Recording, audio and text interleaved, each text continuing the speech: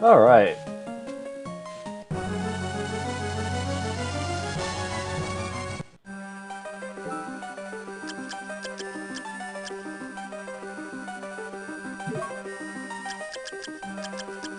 Because I don't care.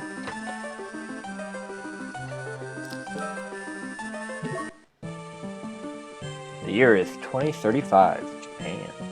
Crowds of spectators are gathering all around in anticipation for the first full solar eclipse of the 21st century. My name is Soma Cruz, and I am a high school exchange student studying abroad in Japan.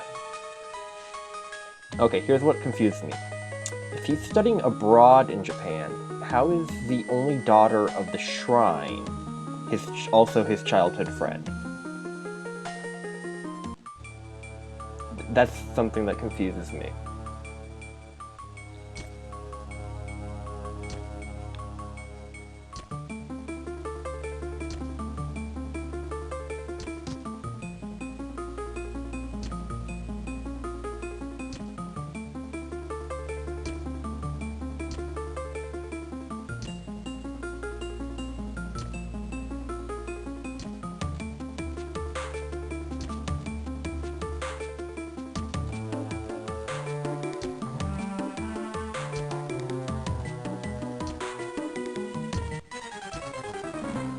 That's a lot of enemies.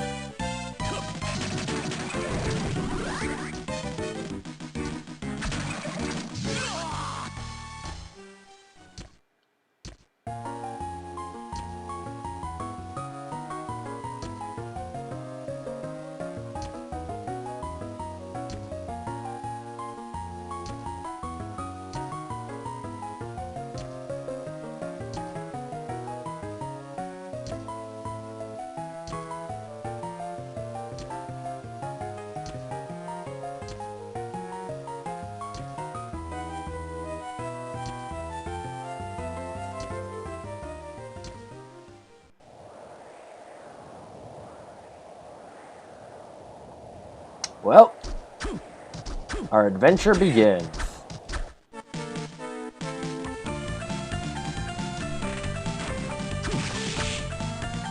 Right, I forgot. I don't have things yet.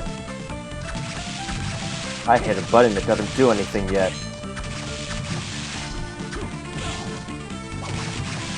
Oh, that's pretty good.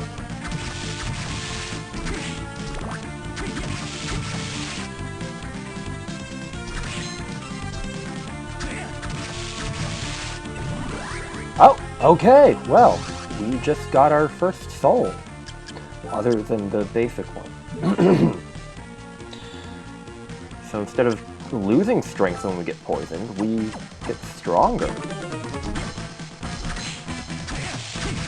That is really lucky to find a zombie soul so early. I'm gonna try and see if I can one-sitting 100% souls. Now what? Now we got a weapon other than our cheap pocket knife.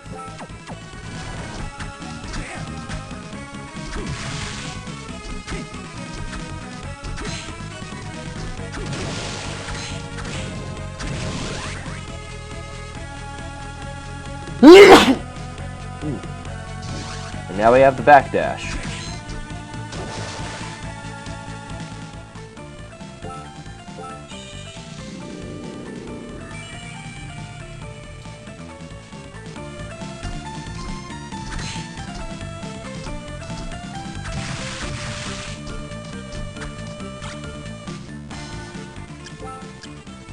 Now we can put a cape on over top our clothes.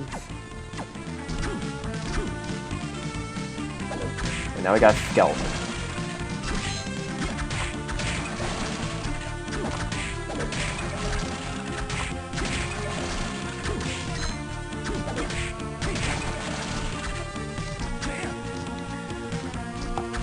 Aria of Sorrow is definitely one of my favorite Castlevanias.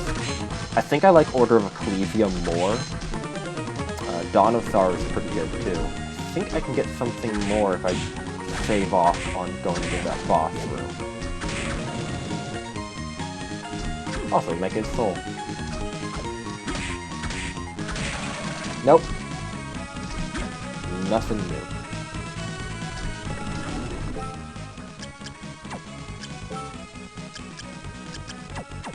Well, first boss. Ow.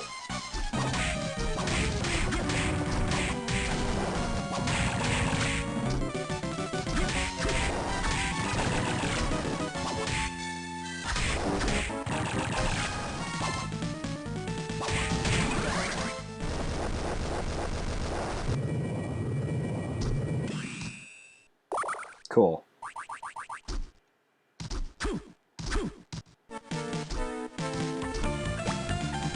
And now we have a map.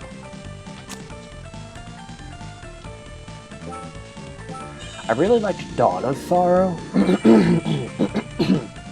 but there were a few things I didn't like about it. Like, the weapon synthesis was cool, but it kind of trivialized things. Okay, so there's a secret wall here.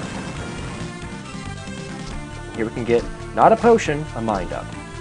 It always throws me off that in Castlevania, health potions are blue and magic potions are red.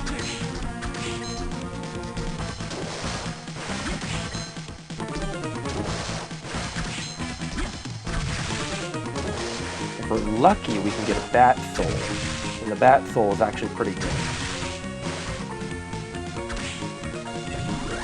And now we have a flying armor. This is an essential early game soul, because it lets us glide. Nope.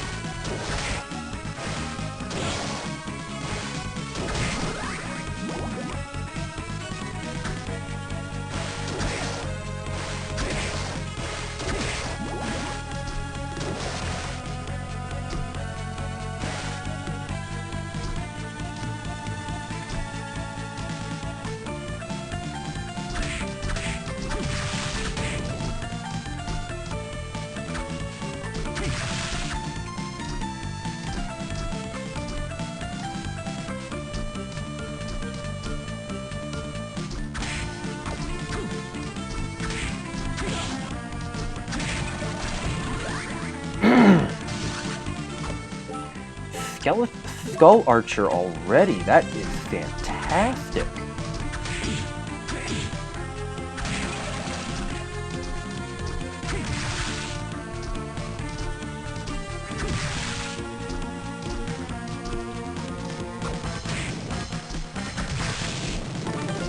Skull Archer is a rather nice soul, especially to get it so early on. That's lucky.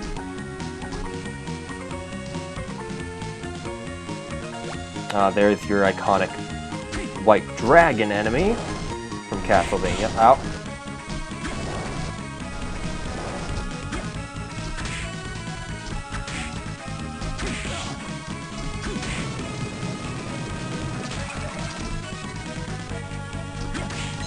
And here's a hint that we're in the future. Zombie soldiers with grenades. Oh my god.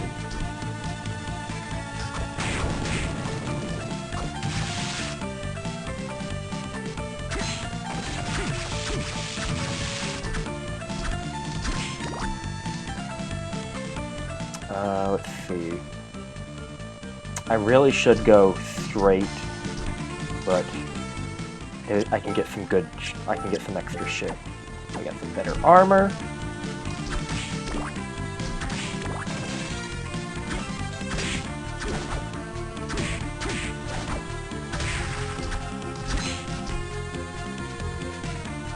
There's a potion.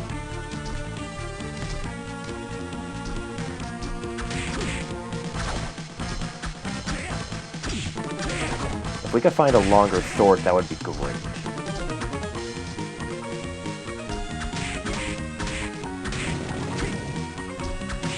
The axe armor wouldn't be half bad either.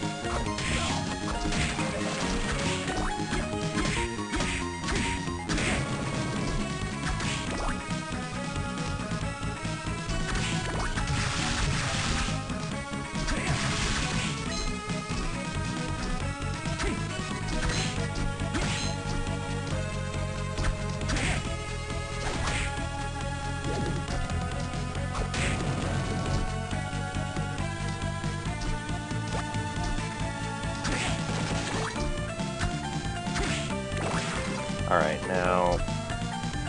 I technically shouldn't be able to get over there, I think. But if I try really hard, I know that I in fact can.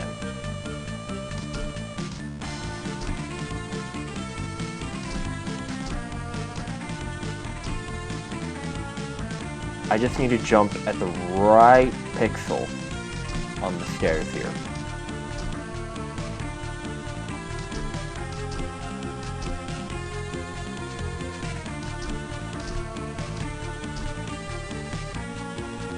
Because the right combination of height and distance, and my foot will actually clip up onto that, that first step.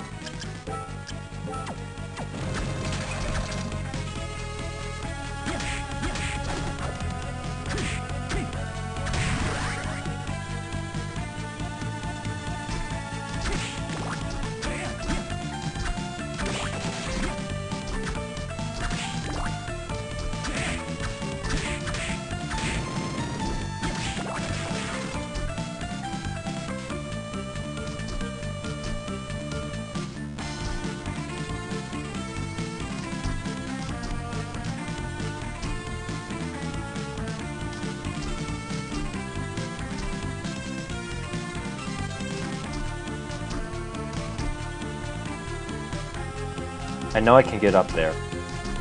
I know it's possible. Yeah, I could just wait until I get the double jump.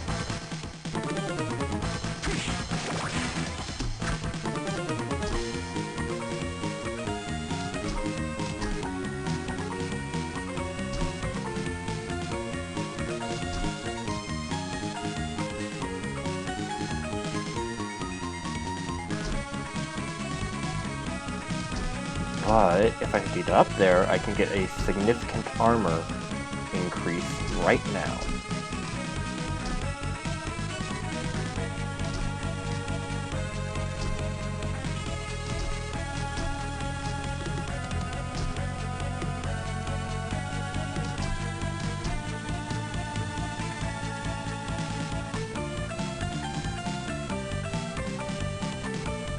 I don't know how the audio balance is on this until someone shows up.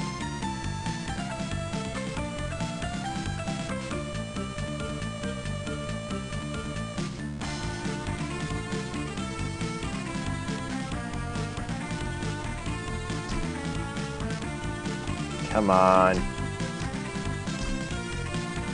Okay, fuck it. I'm sure I've been able to do this before, but I'm just gonna give up on it for now.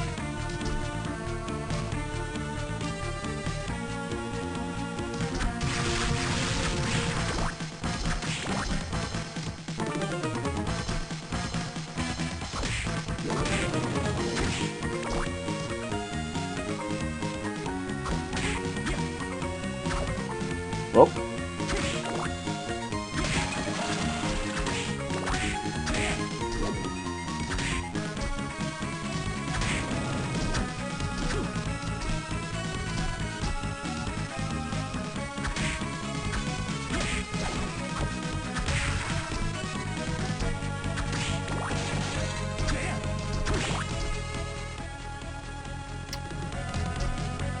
Yeah, because it's quite a ways to the next save point.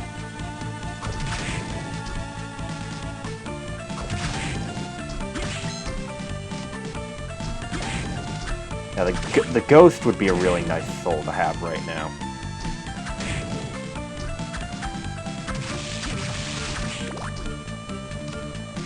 But we can take out zombie soldiers in 2 hits, so we're relatively safe.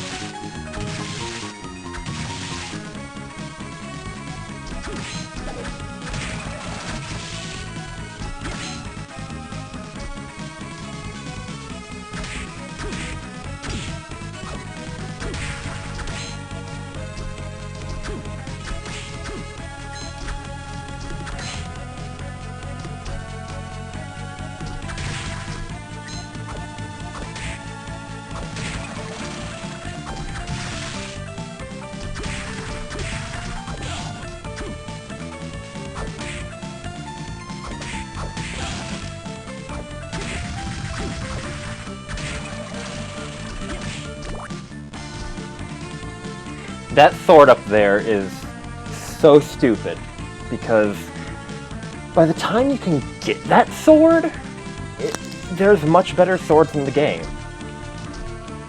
And it's just there's no point in getting it. But hey, we found a save point. We're alive.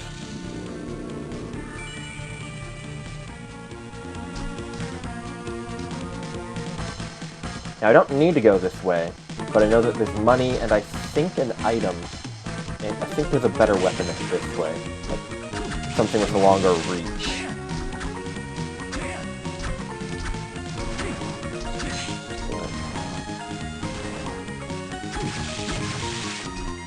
Alright, another potion. That's not bad. And let me... I can see the preview behind the... There we go. That's a little better.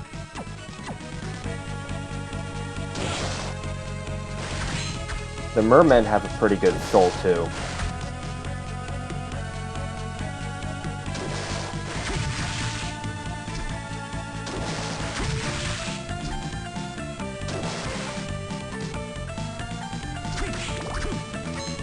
Just $500. No biggie.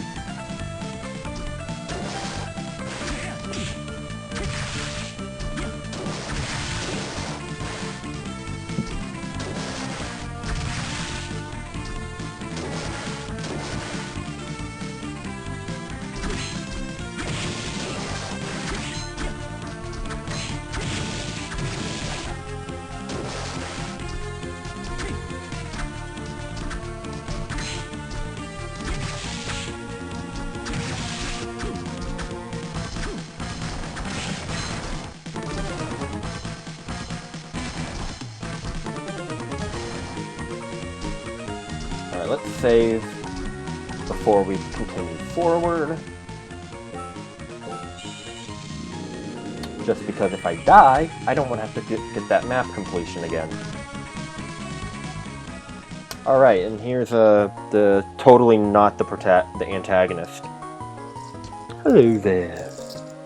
You're human, aren't you? Graham Jones, missionary. Okay. Hi, we're best friends now.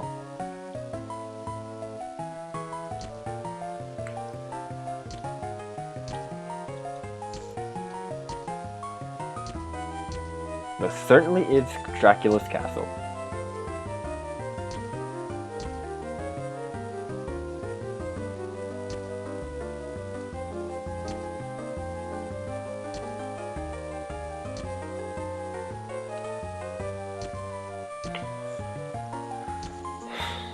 Dracula perished in 1999.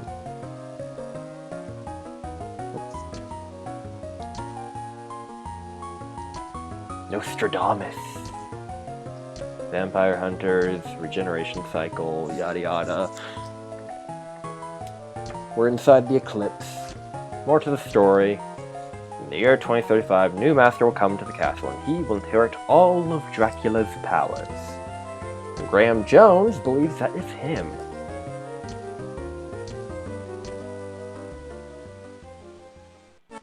Cool.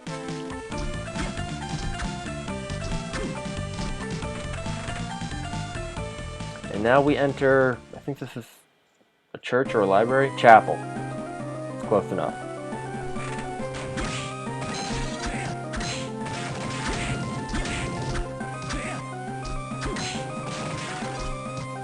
I believe there is a good weapon I can get.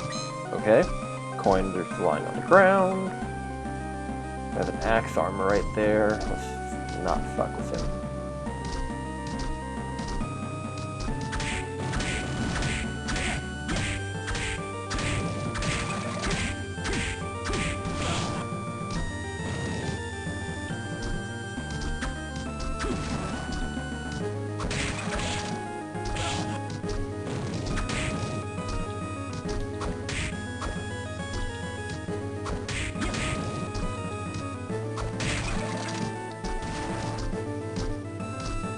I think we can get a rapier from over here.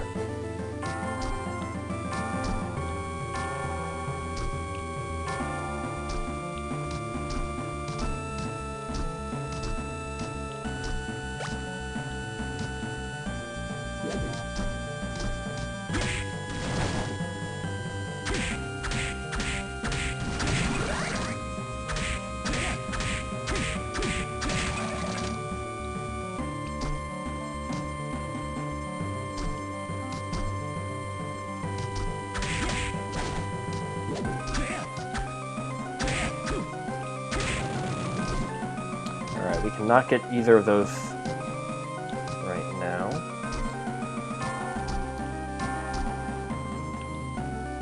Oh, shit. Right, no, we get the joke bamboo sword here, which is less effective. It's funny, though. And it's our first overhand weapon.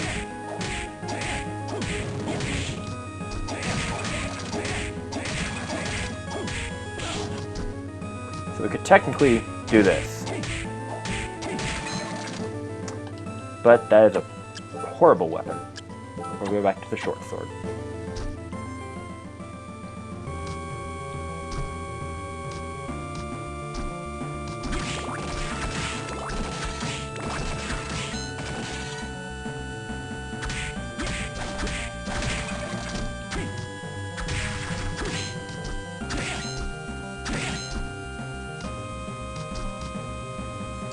Let's go to the save point nearby, and then we'll explore the rest of the chapel here before heading into the boss of the area.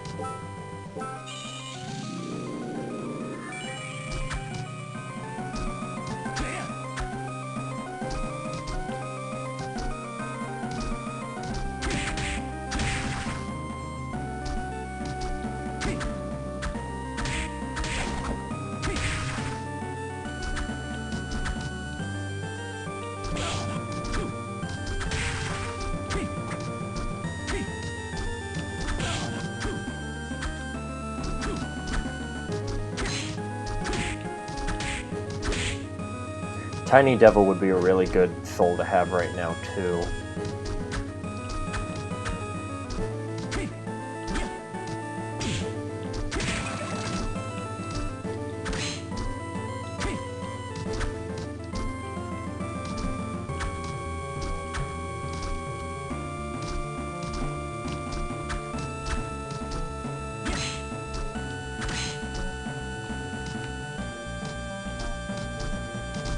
Right, I believe up here we can get our hands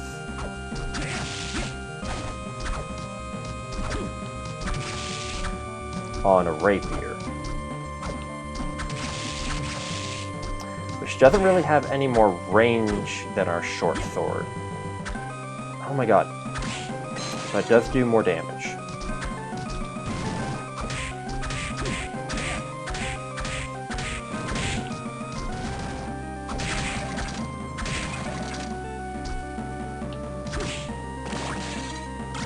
There we go, rapier.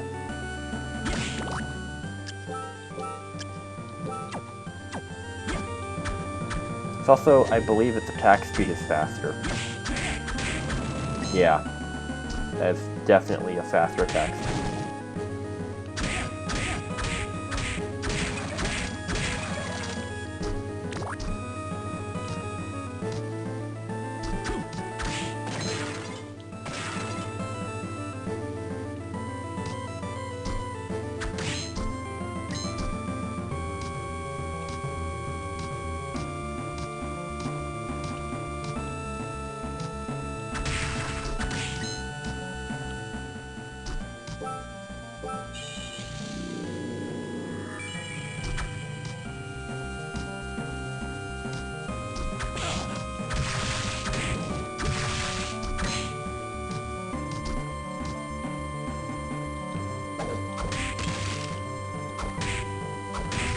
These rock armors are such a pain. As are the unes there.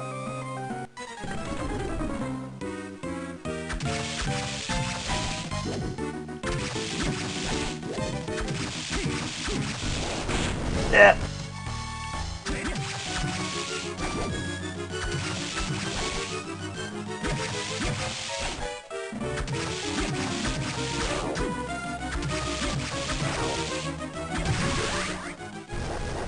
Yeah, at the last moment there I remembered, wait, we do more damage when we're poisoned, so why don't we purposefully get poisoned for a damage increase?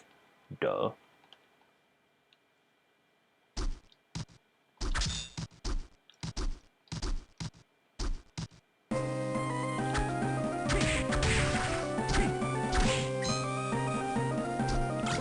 I need to... Well, first off, this silk robe raises our int by quite a lot, so I'm going to use it. And I need to temporarily use the bamboo sword here to break this wall.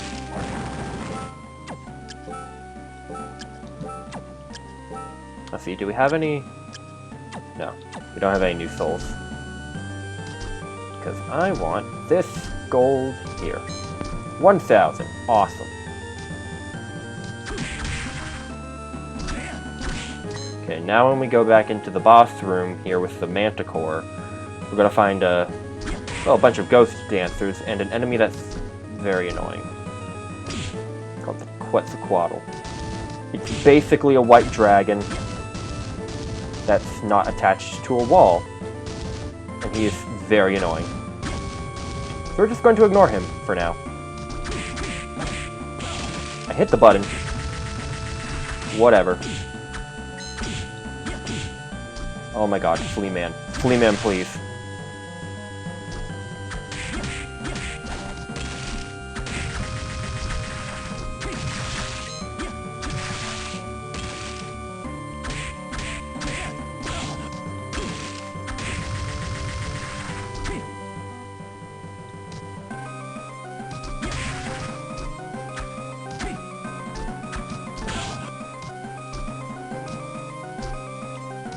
Here's an interesting looking enemy. Zombie Officer.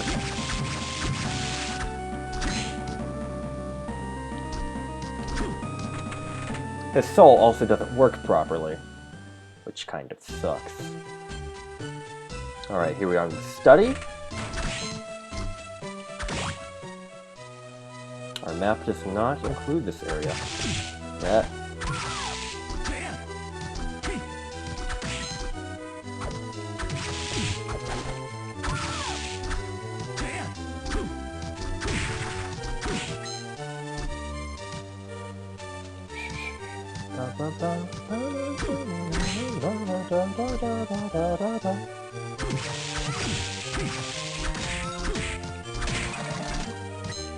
Now, if we could get the Student Witch Soul, that's one of the best souls we could get.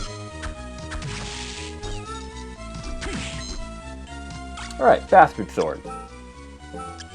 This is more powerful and much longer than our rapier or our short sword. So this is very good to... This was a dead end because we can't go up the right side here. Can't get up there yet.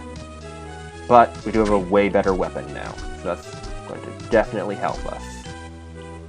Now we can attack the Durgas in one hit, kill them in one hit, and without putting ourselves at risk of getting hit by their 4 swords.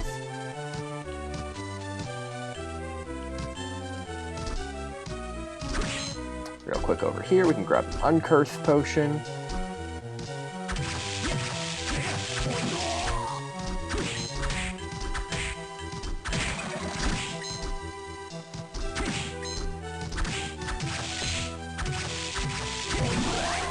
Level up. What are we now? We're level 7.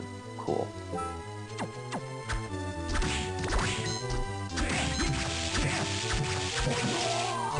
Oh, and now we got the Evil Butcher Soul. So this is our basic knife throw. Let's see. That does 17 to the Bone Pillar. And Skull Archer does 29. Skull Archer is more powerful than the Mad Butcher. But it does not have a firing delay like the Skull does. So that is something to keep in mind, but... Is it Mad Butcher or Evil Butcher? Evil Butcher. The Evil Butcher's knife throw is a pretty good early game projectile, because it flies straight and true, unlike our spear.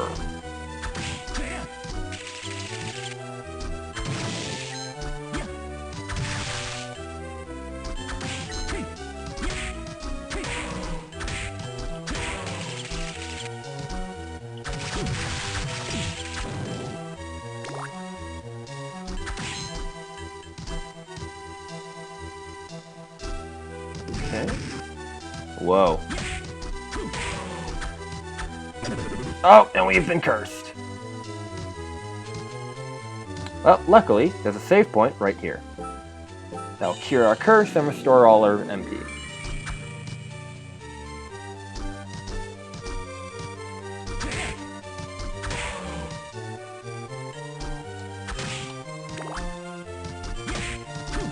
God damn it.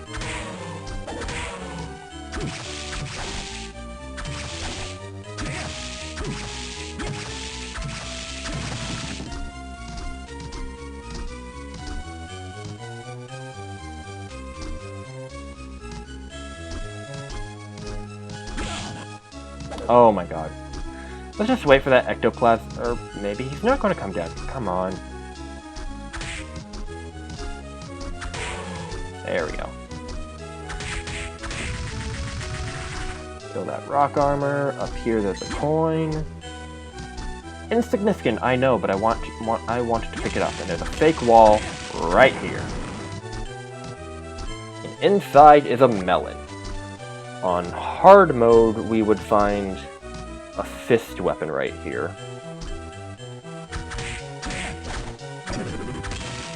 Forget it.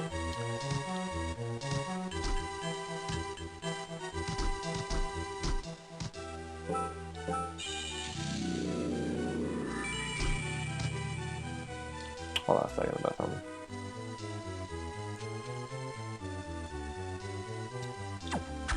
Okay.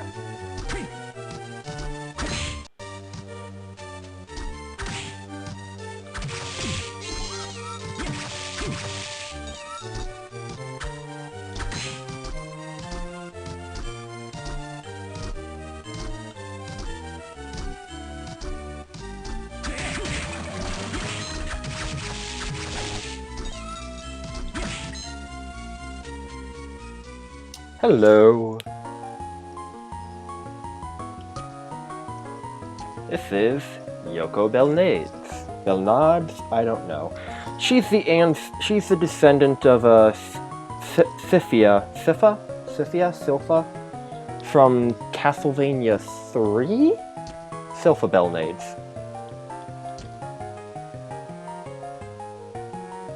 Arigenia Aricado. Yeah, Aricado.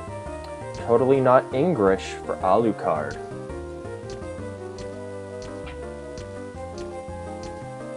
Okay, that's nice.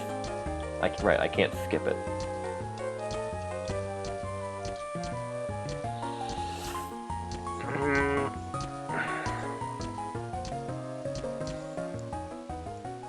Be wary of Graham Jones. But now we can find a Blair here.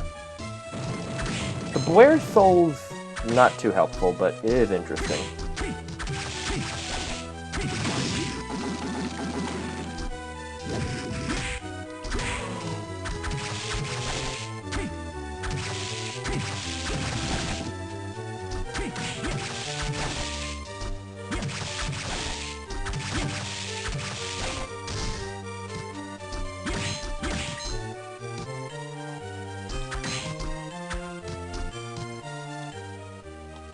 I still don't understand why there's this whole room just for that one coin.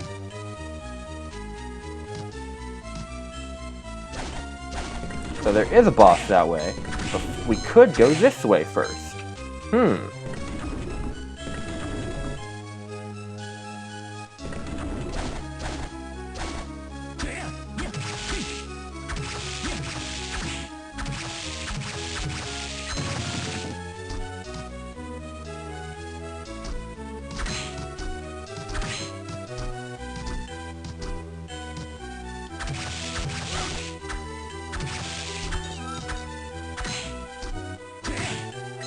And here we find a whip sword. It's not any more powerful than the, what were we using? A bastard sword? But it does go farther. So, that increased range is actually going to be really helpful for us in the next boss fight. This is going to be like almost immediately replaced, but it's a good idea to pick it up before the next boss. Because our next boss is a great armor. Hold on a second. I feel like I'm...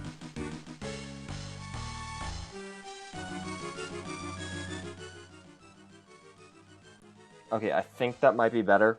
I think I was getting too loud with my mic.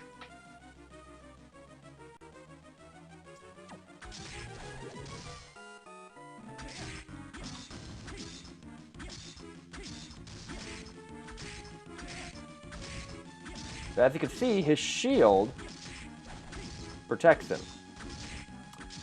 But with our whip sword, we can hit through his shield.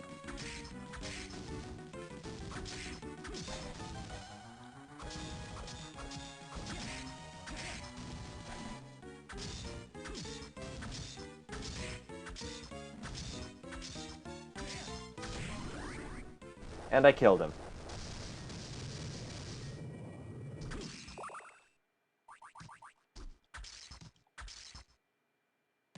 And now we find Hammer.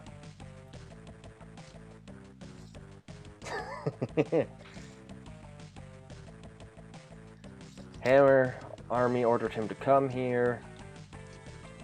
Bailed. He's a AWOL. So, he's going to set up a shop at the front of the gate. Good for you, Hammer. We're only going to buy, like, one thing from you. And now we can double jump. So, for the most part, our flying armor is now obsolete.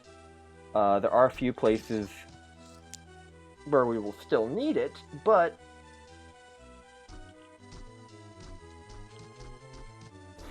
anywhere we would have required it, we can pretty much just double jump the gap instead of glide.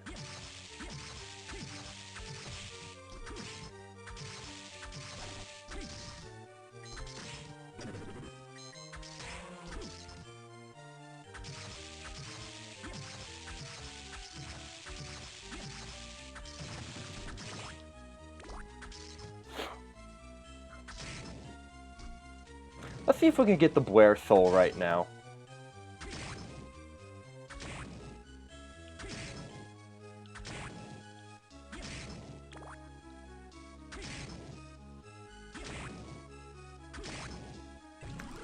There we go! Now we have a blue soul that we can use to replace our flying armor for the time being. Which, this looks pretty unimpressive, but it can be rather useful in the right situation.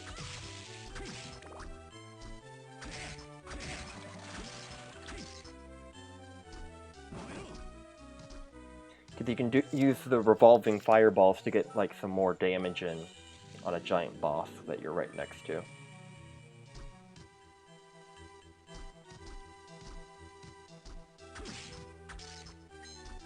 Let's just jump over you. No, we'll take you out, because the more enemies we kill, the better chance we have of getting their souls, and we want to collect 100% of the souls. We get an awesome ring. Which, yes, you only get to use for endgame and new game. Plus, oh, Arachne. That's a pretty good one. But it's still ridiculous, regardless. Oh my god, still fucking Flea Man.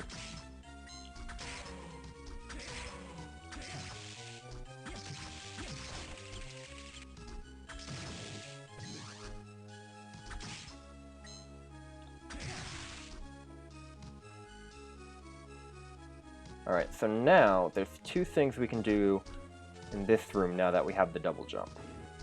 Let's do up here first, because we can push this box.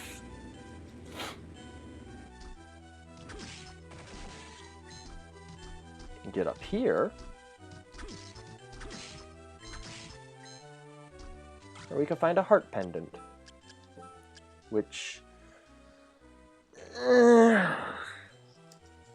it gives us one luck, but in exchange for the 1 point of defense compared to the scarf. I think I'm going to keep the scarf.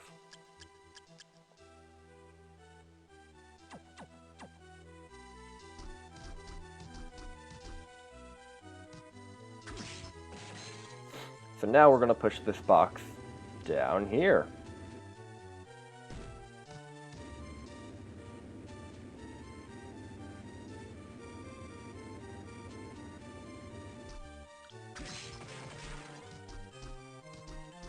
Now we have a broadsword, and now we're going to replace our whip sword.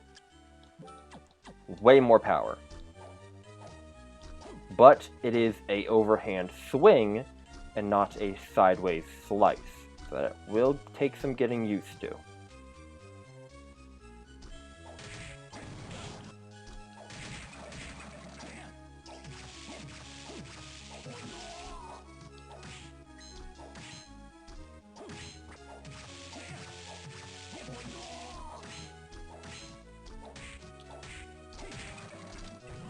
Oh my god, and we just got the giant ghost soul.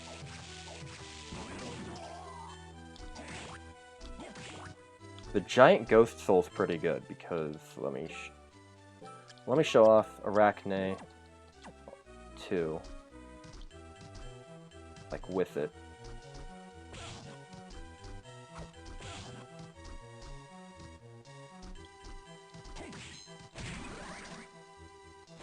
Oh wow. At close range, that's pretty damn good. But here's the giant ghost. I believe if we get hit by an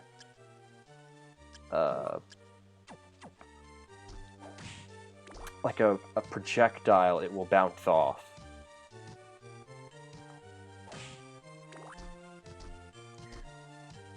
Wow, I underestimated the power of the Arachne. And now, if we really wanted to hate ourselves, we could use the super powerful hammer with its really slow swing. So,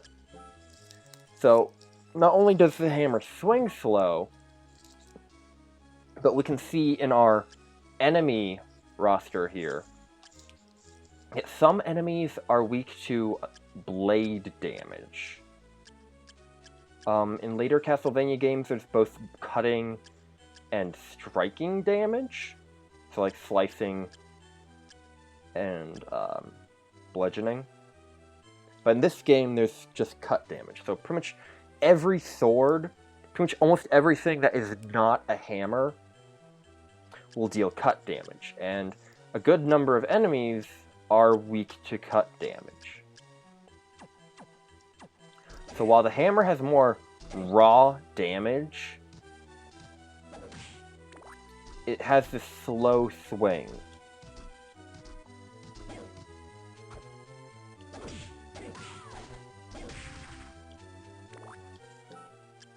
And it doesn't do blade damage, so I don't typically use hammers. So we're just going to go back to the broadsword.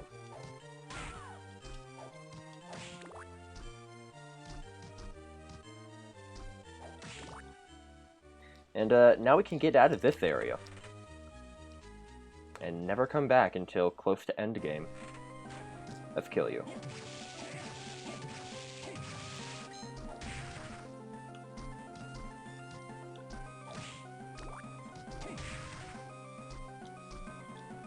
Okay, I do need my flying armor for that.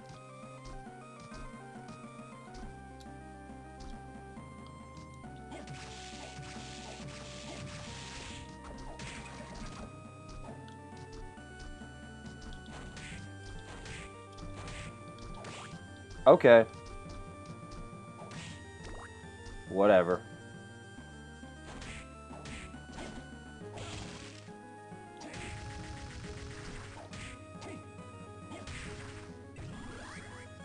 Ooh, and we got our skeleton knight. So now, we can do more damage.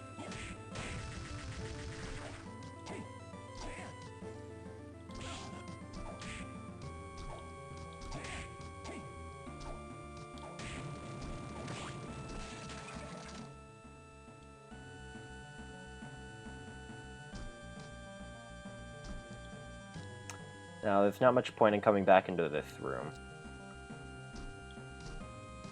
At the moment.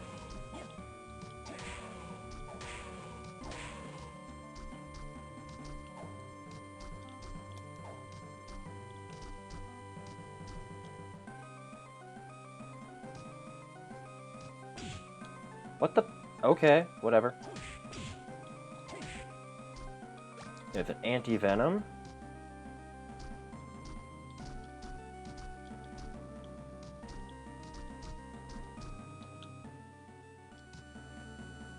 And here we find our first warp. So the first warp you find always takes you to another warp that's really close to the beginning of the game. In most Castlevania games.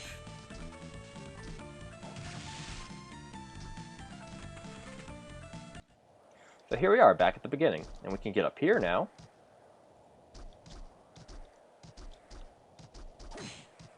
And find a lucky charm.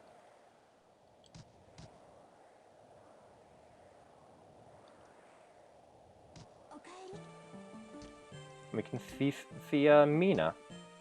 And she's intimidated by Hammer. No, I think he's a decent guy. Yeah.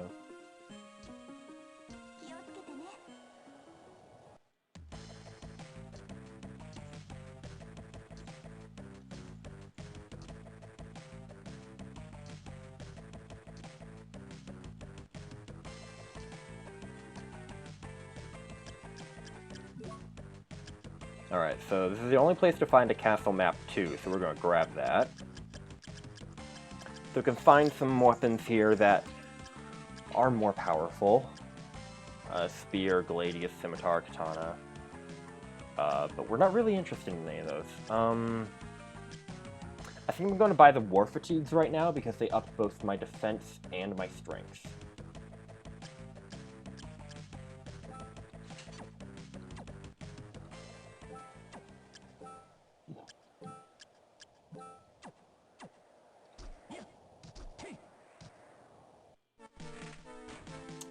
But, let's see, we can go up here now.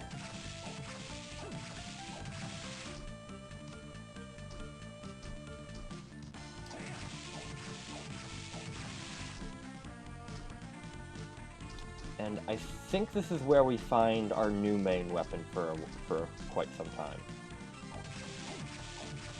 No, I am thinking of the other tower, but we can get some map completion and find a killer doll.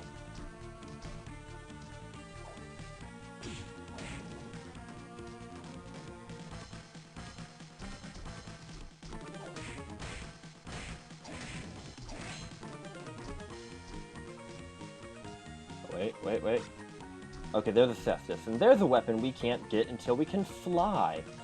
So that's gonna be a while. Even when we can get it, if that's the one I think it is, it's not even that good or / useful.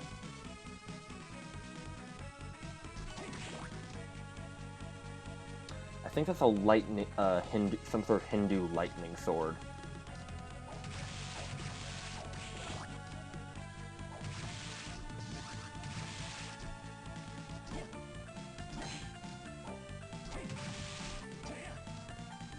Alright, so now there are places we can go. I want to go back to that middle area where there's the jump I was trying to do early, and go do that jump now.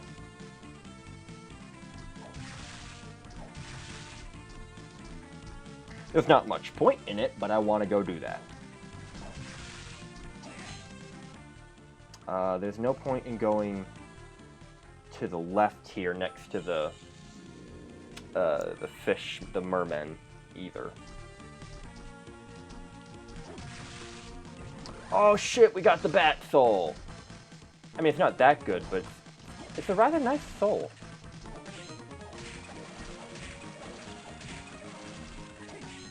Actually, let's test something. So our Arachne soul does 45, but the bat does this little shockwave. I want to see what that does to a skeleton. 32. Okay, Arachne is better damage-wise.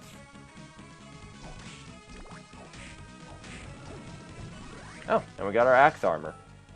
Now, I believe this throws axes like the axe armors do, and not like the traditional Castlevania axe. Yeah, so that's actually really nice.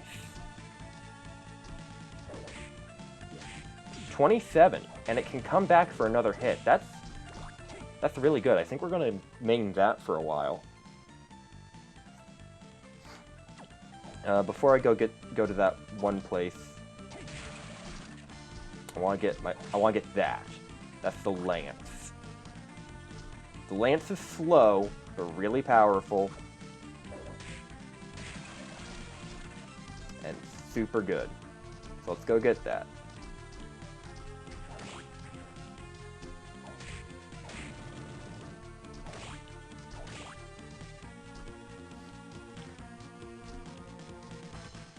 Alright.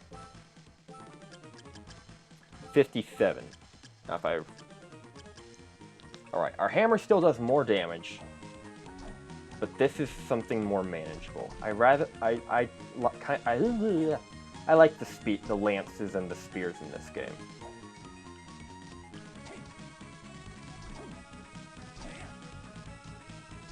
They're really good for jumping at an enemy and attacking them. Like, look at that.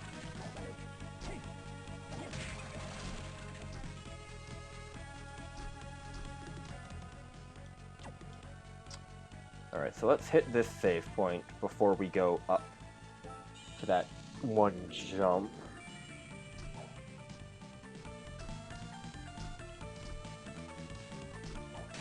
And look at that, we take out Skull Archers in one hit now.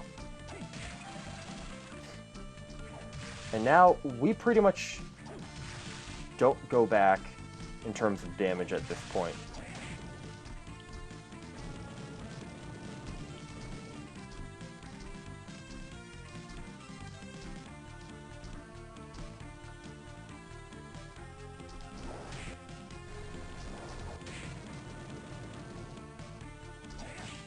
Oh yeah, and now we can get up here a bit more.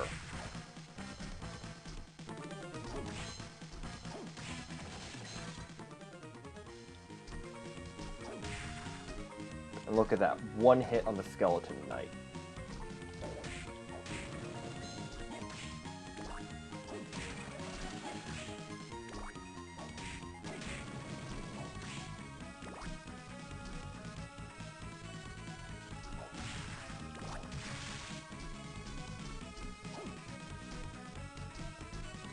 We cannot get that armor just yet. And honestly, by the time we can get that armor, it's not even worth it. Which kind of sucks.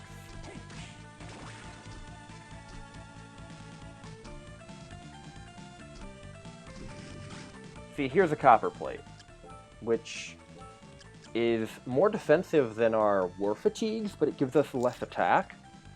And this is actually an armor that Hammer was just selling, so if we could, I'm fairly certain that you can make the jump up into this room before you get the Malphas soul and get the double jump.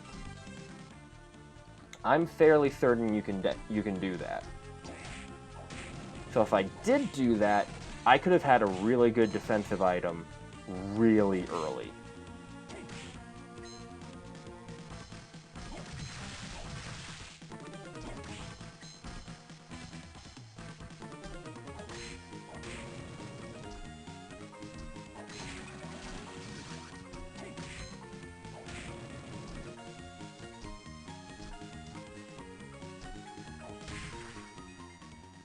Alright, now, I could get super ahead of myself and show off a neat trick right now, but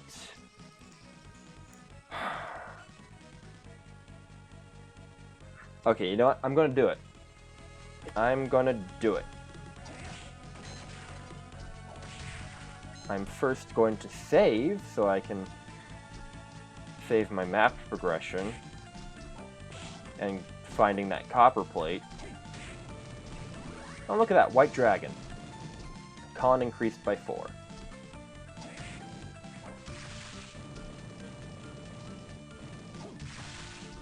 Yeah, it's super simple to get back up there, so we're just going to go down to the save point down here.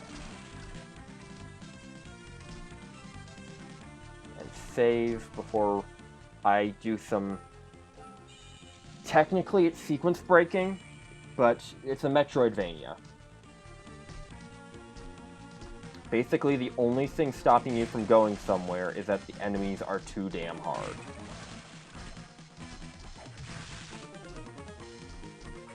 Well, either the enemies are too damn hard, or you don't have the required ability to get around an arbitrary obstacle.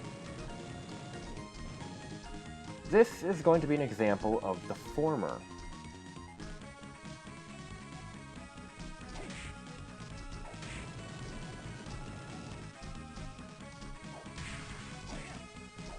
Alright, so we want to get up on that ledge right there. To do that, we need to glide and double jump, like so. I would technically call this a sequence break, because the game does not intend you to do this right now and next. So we're going to find some really hard-hitting enemies that take a lot of damage and deal a lot of damage. The inner quarters.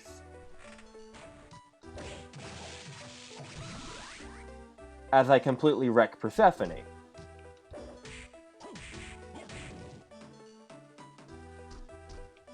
Okay, this is a room we're going to have to watch out for.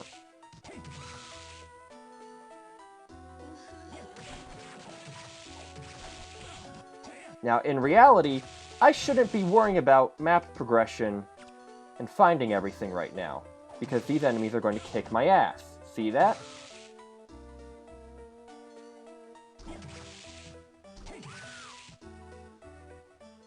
But I am a fool.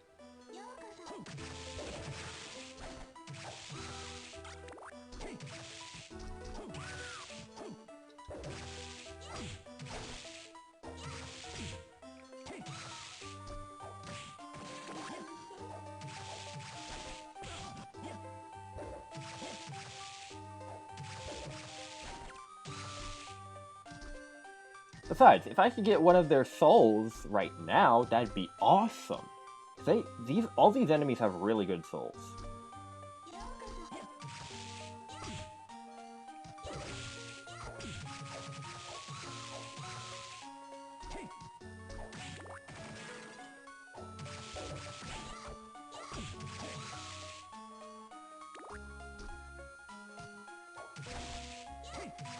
Okay, you know what? That mind-up isn't worth it.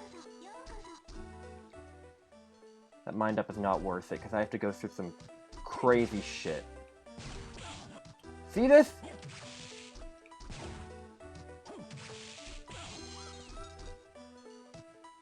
Look at this bullshit.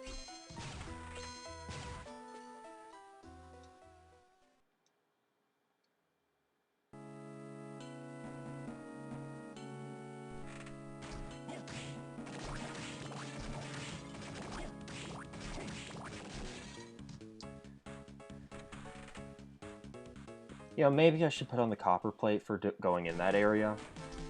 But whatever. We're going to fill in this part of the map first.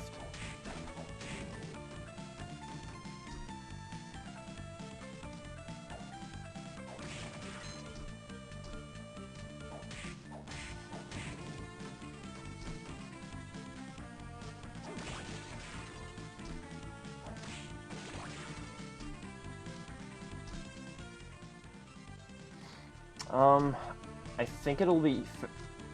I honestly don't know if it's which save point it's faster to go to. But the one on the left is closer to the area that we're trying to go, so we're just gonna go there.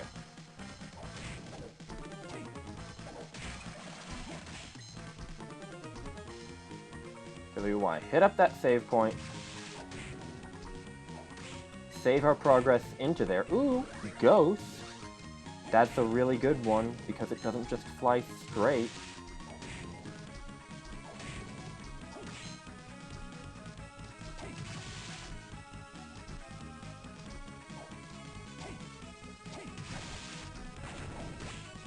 Rotten meat.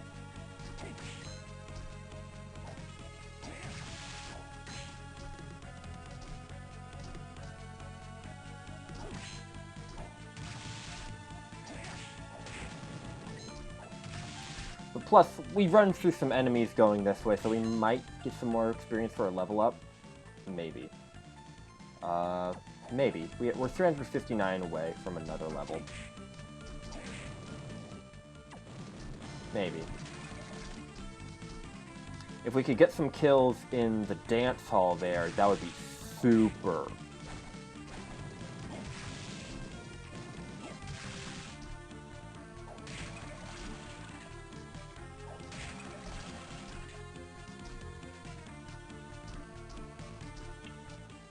Because like I said, those are enemies for an area we're not supposed to go to yet.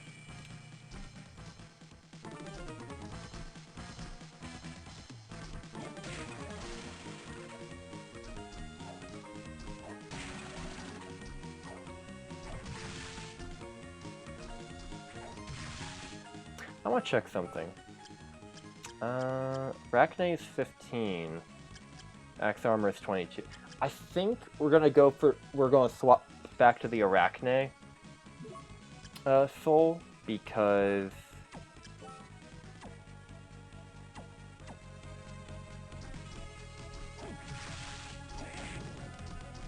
we can get more damage per MP use. MP point used. And that'll be very important in there.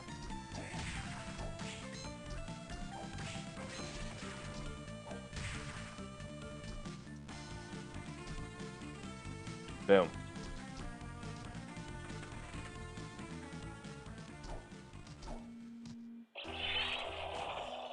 What was that?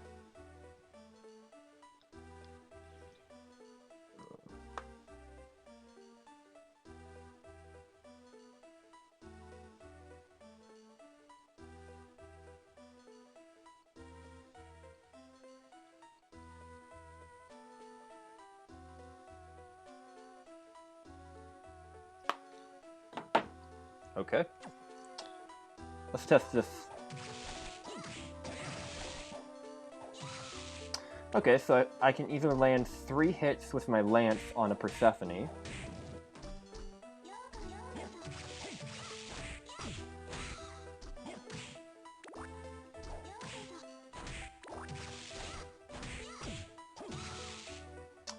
I think we can handle this. Let's see, let's not worry about that room below us. Let's just go straight for progress. It's already, I don't think... I'm trying to remember. No, there isn't anything at the end of that hallway.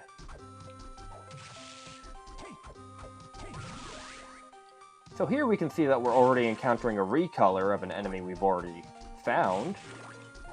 2 recolors!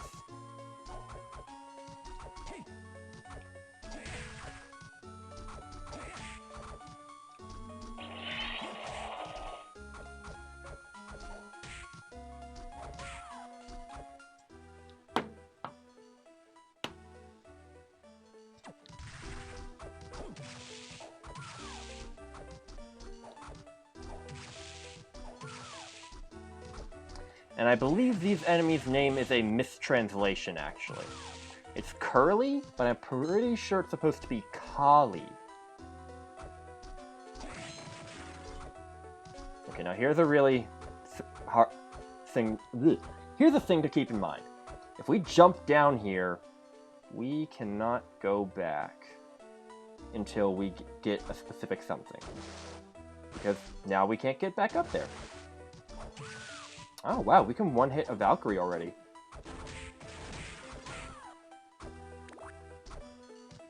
Although, if I remember correctly...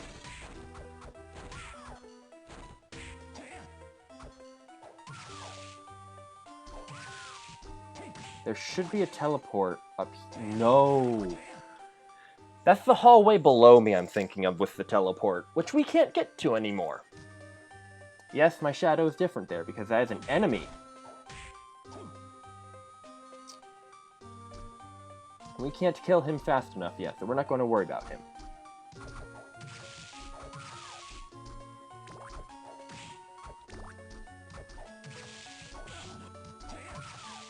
But the reach of our lance really makes it easy. So there's a boss here. We're not going to fight that boss yet. We're going to go up here. Oh, yes, the Valkyrie Soul is super good. It uses a lot of MP. But watch this. Look at that. And this is a really hard enemy.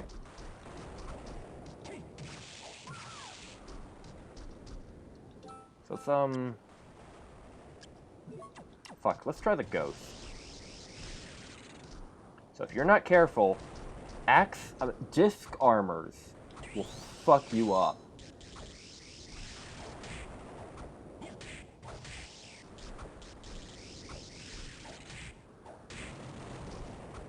So we gotta be really careful.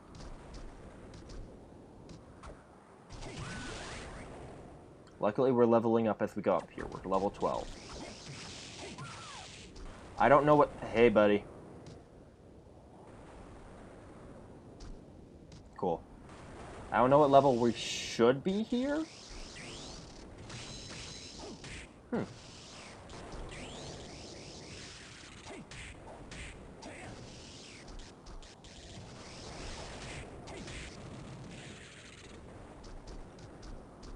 Alright, so here's what we need in order to get out of this area without going through a boss fight. The Undying Soul. So we're just gonna... Well, no, let's...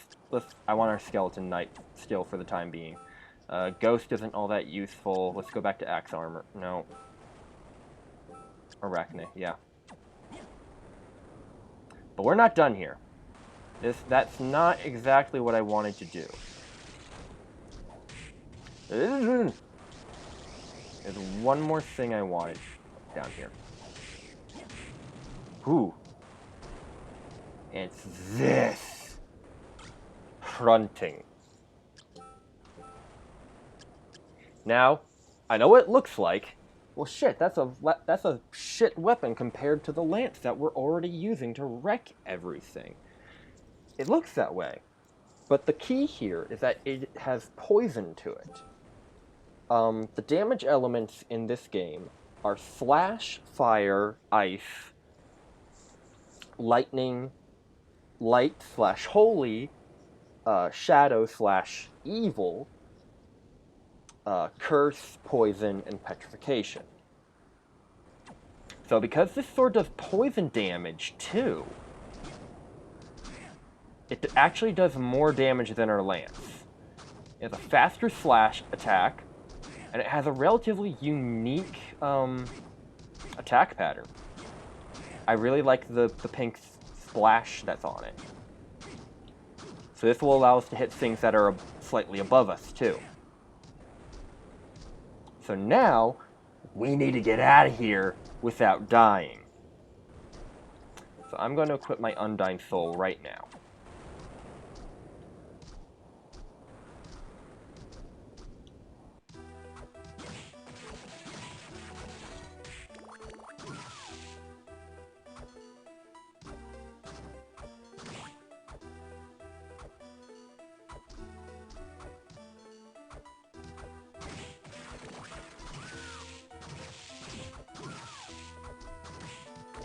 So now I can just stand on this water.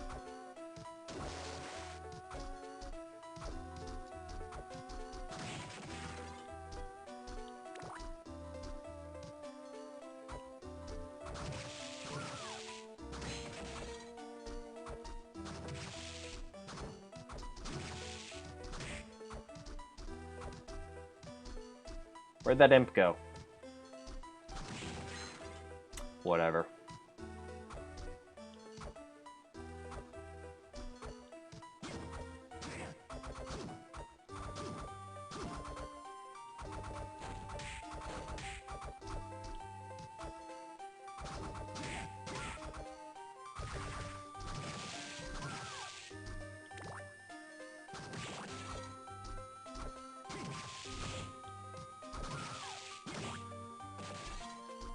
Okay, so there's a teleport out of this area through this hallway.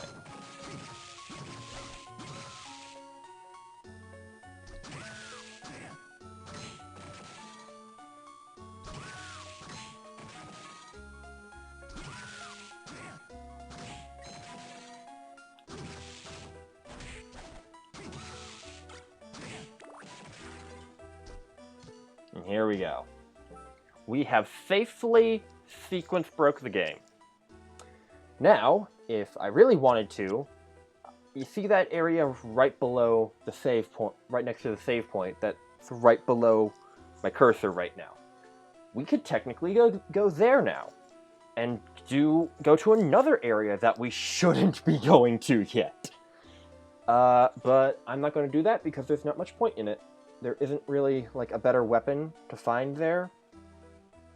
That would just get us to the clock tower, and I'd rather be higher leveled when I go to the clock tower. So we're going to go back to the beginning, heal up, save,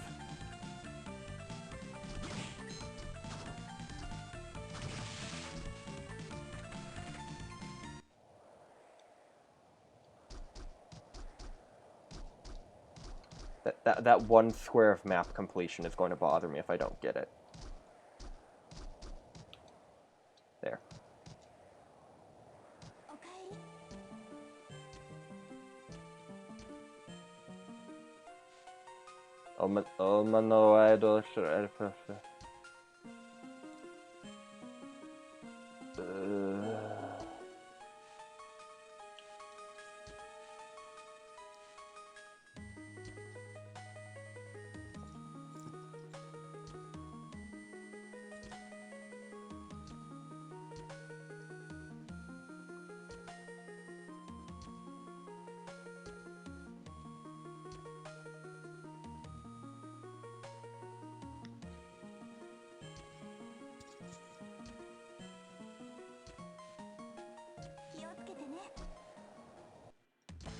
I'll see it. I don't think Hammer will have anything new now. No, he does not. But let's sell some of these old weapons we don't need anymore. I like to keep weapons that are unique and have elements to them, like grunting.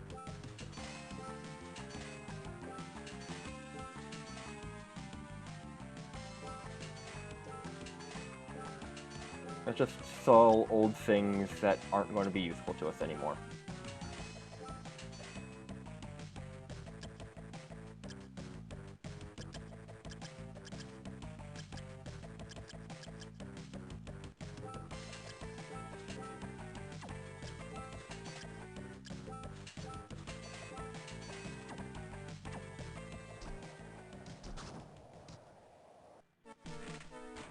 Alright, so now, let's...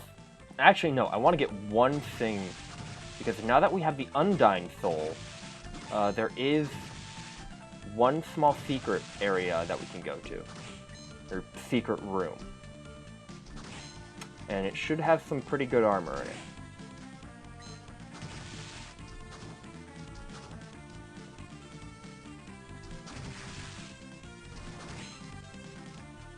So if we go this way, we get to the underground reservoir.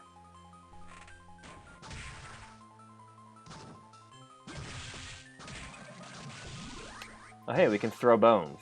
Now those bones move like old school axes from Castlevania. So now we can just walk on this water, not care about anything. And I believe it's somewhere here I can break the ceiling.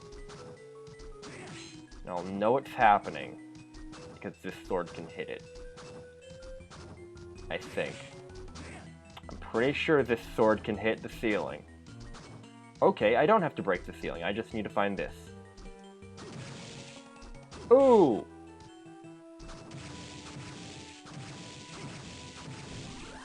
Alright, Merman Soul. The Merman Soul is actually pretty nice.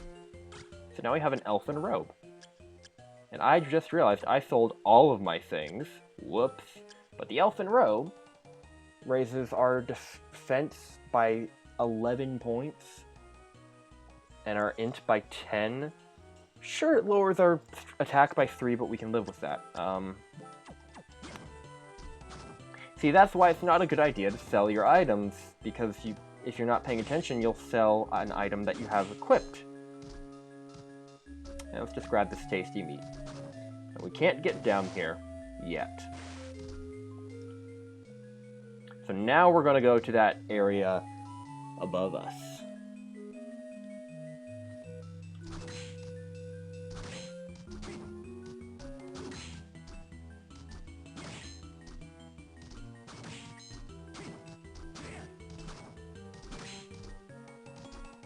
Now that I've done some dirty sequence breaking.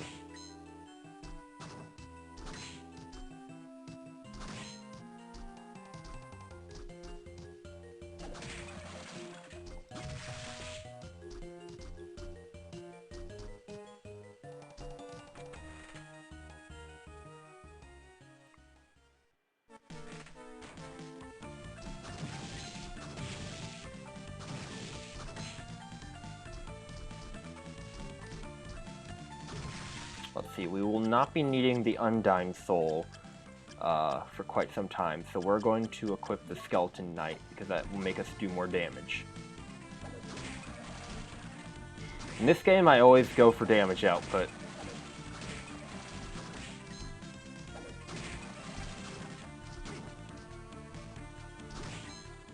Alright, so this is the area we want to climb.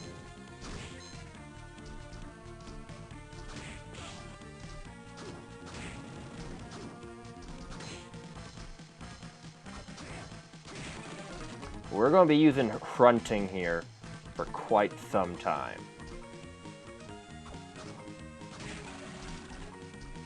I think until we find... Oh, I forget the name of it. I think it's an Ice Sword? Or... No. No, we'll stop, I think it's a Misteltein. The Holy Sword. The sword carved from a holy tree.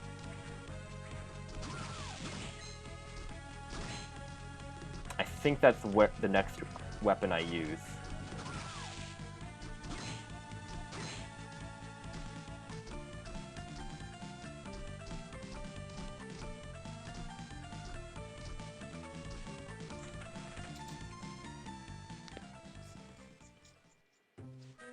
And now we're in the dance hall. And this fucking whimsical music. Oh hey, and here we meet a man. This is Jay. Why do you hide your real name? Are you a criminal? He coincidentally lost his memory in 1999.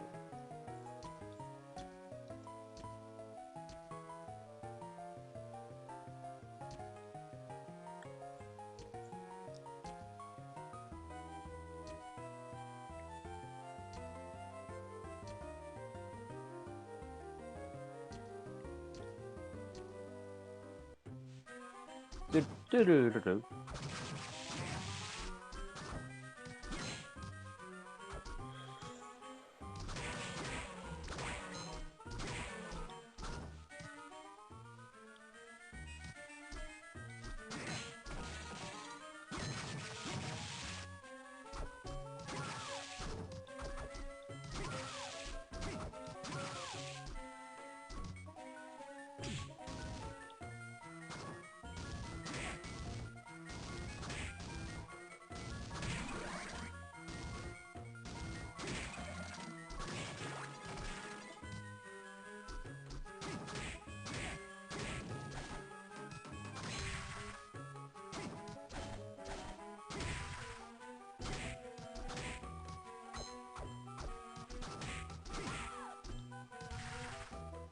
And here's a teleporter.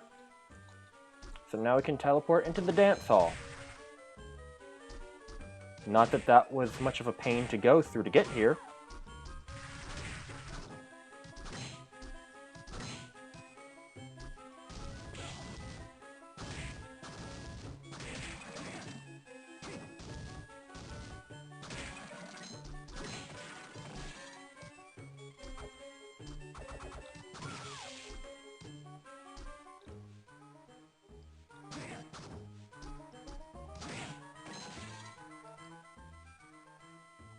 we're gonna go up as much as we can first.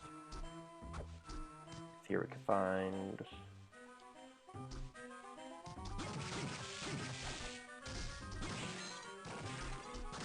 Right, we cannot go this way yet. We need to be able to slide, and we cannot slide.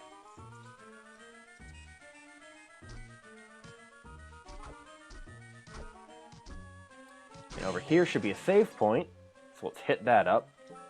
Because we made a bunch of progress, we don't want to lose that.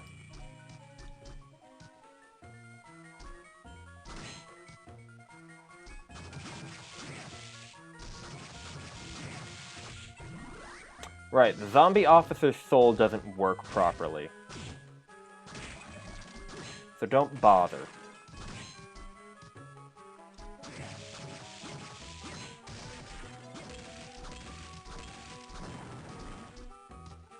Here we find some samurai armor. I believe this increases our attack. I mean...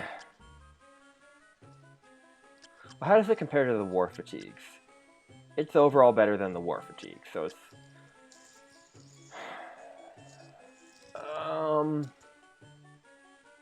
I think the intelligence and the defense boost is worth the Elfin Robe.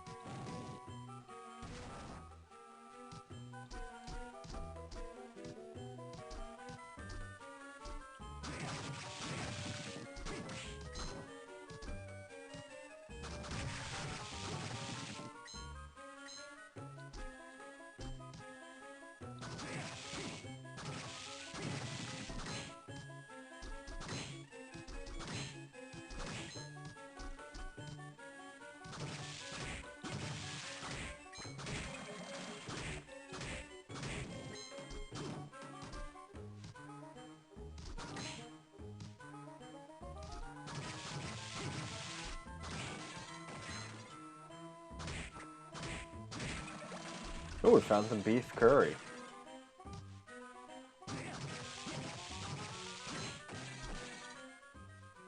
Alright, so now we need to go down, because that's the only place left to go, other than more sequence-breaking areas. Oh look, there's the game over screen, which hopefully we will not see tonight.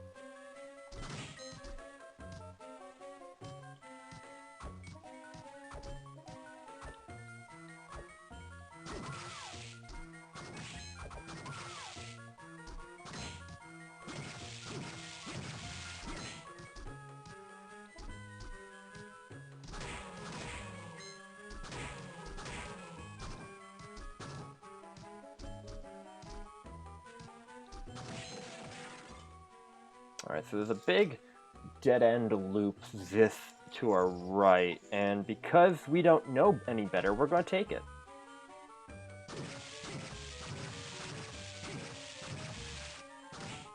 Oh, and look, here's the first boss as a regular enemy already.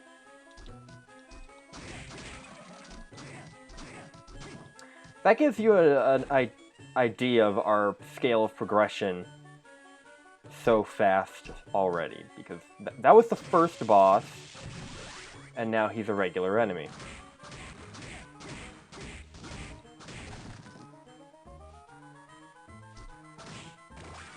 I mean, he's not regular, because we only ever see him in that room, but you know what I mean.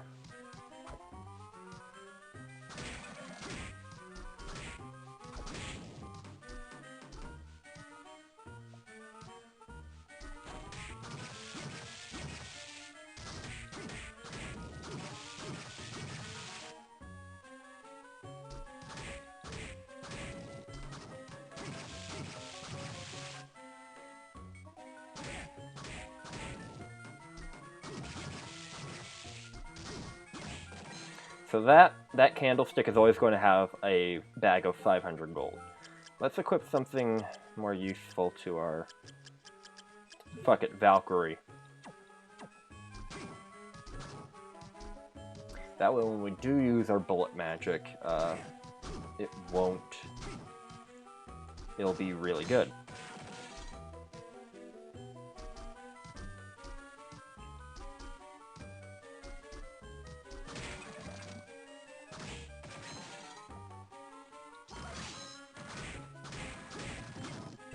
Oh wow, we got the wooden golem already. Well, fuck it. Let's equip that samurai armor. And then instead of the skeleton knight, let's equip the wooden golem.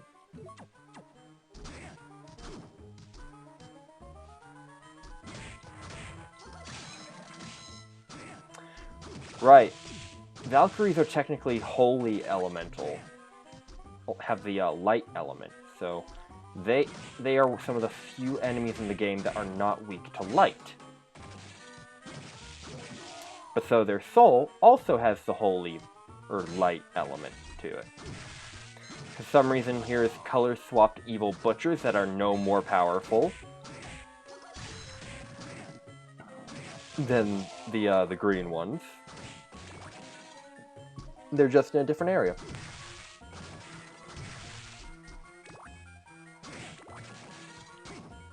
Because see, here's a green one.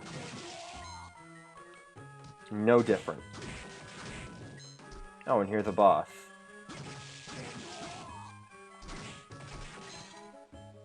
Luckily, we have a save point right in front of it.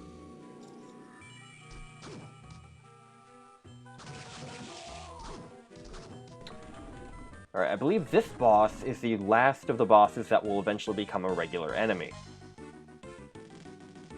This is a golem. Big golem. He's kind of a big deal.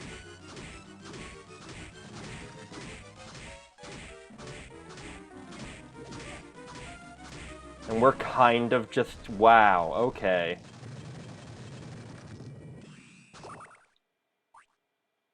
Oh, okay. So now we can slide. And you might have seen something happen right there. Let's see if we can find it again. There it is.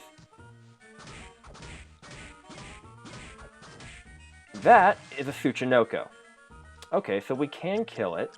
Let's equip our zombie soul, because its spit can poison us, and that'll just make it easier for us to get. If we can get the Tsuchinoko soul, we're going to have a really good soul.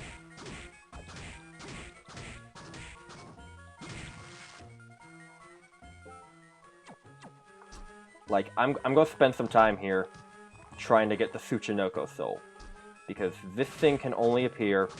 this is the only room it's in. And of course it ran away.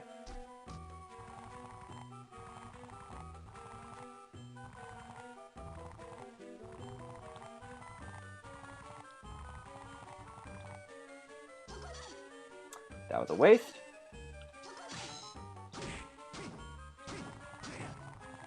Damn it.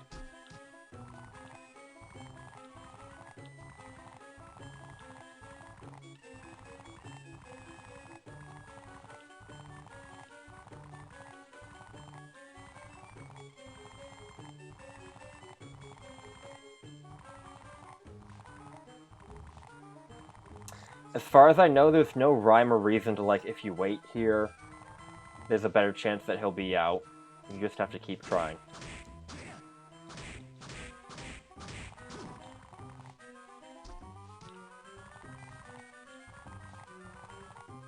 Oh, shit! Okay.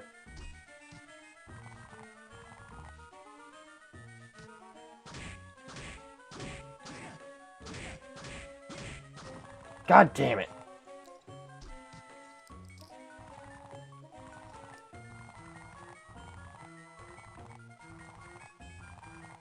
Hold on, let's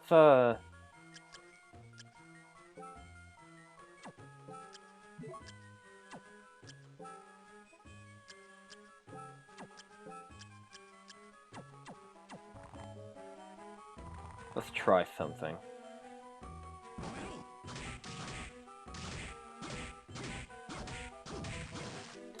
That did kind of help, but I don't think it's going to help very much.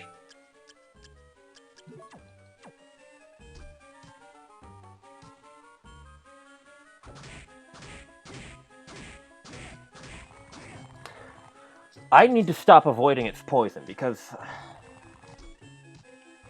if I can get poisoned, that will make it easier for me to kill it.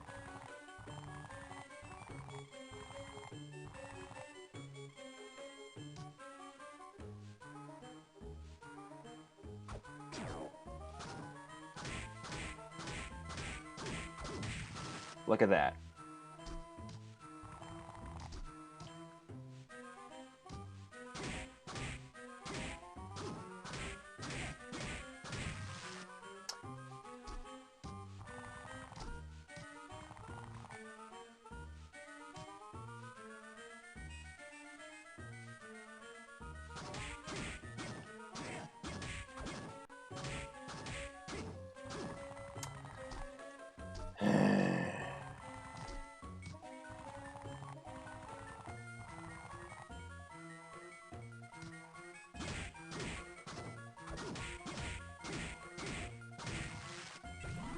There we go! Tsuchinoko Soul.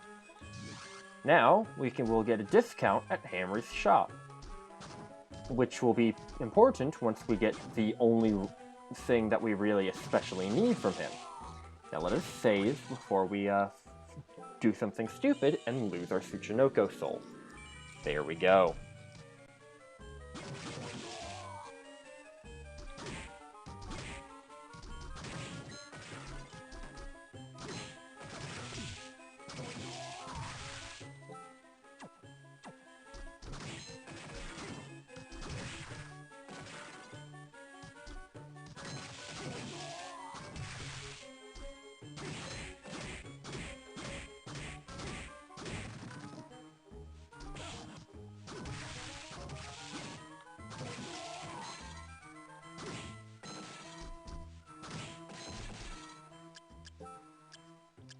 Let's re-equip our wooden golem soul. Now we can get that.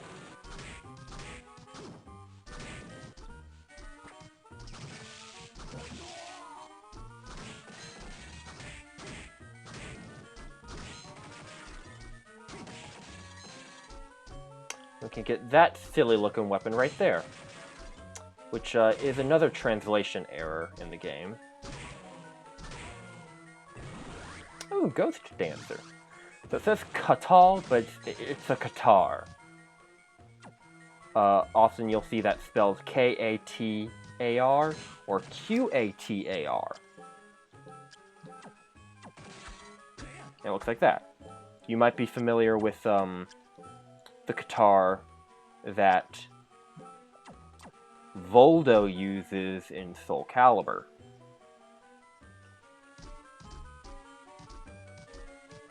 Right, we need to go around in order to get up.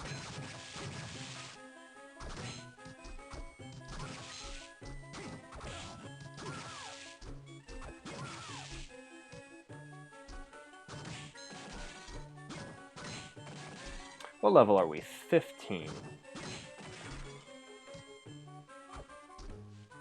Let's hit... no, it doesn't matter.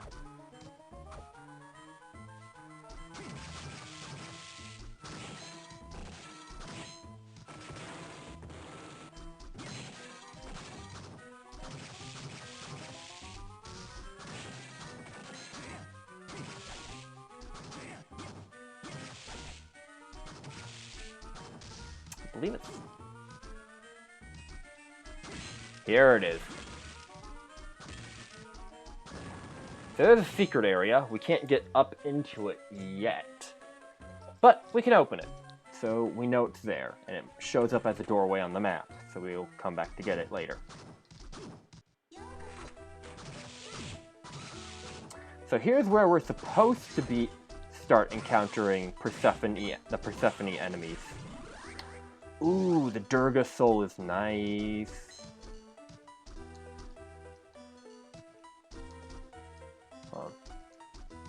There we go. Nope. I never use these things, but I like to collect them. Hold on. Do we still have our lance? No, we do not. Shoot.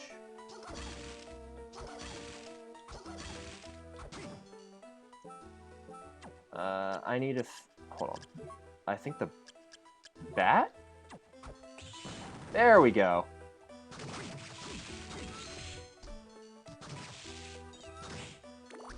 Here's a high potion. And look, a secret and a secret!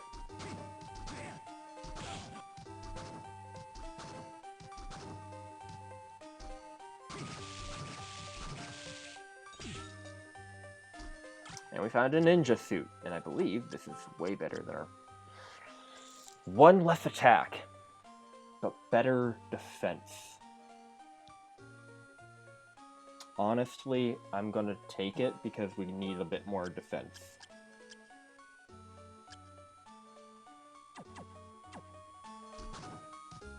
We're gonna need some more defense for our...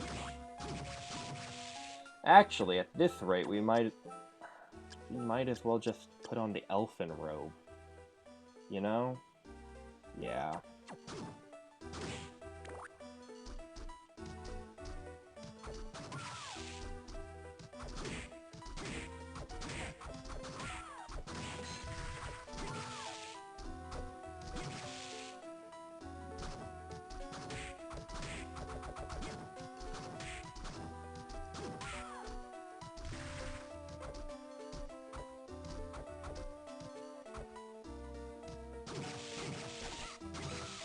Here's a room where you can find only Persephone, so you could grind for that, I guess. It's not that useful, though. Here's an interesting room. Okay. So we can't go that way yet. But I want to go through there to show that we could. Oh shit, are we already at the boss? Yeah, we're already at the boss. Fuck.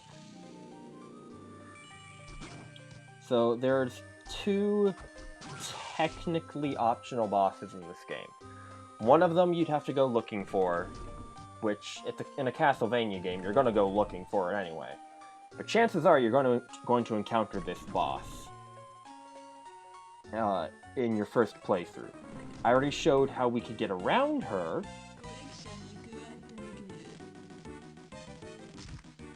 Like, you can see where we are on the map. I already showed you how we can sequence break and get around this boss, but this is the first boss that does not become a regular enemy. From here on out, they all are.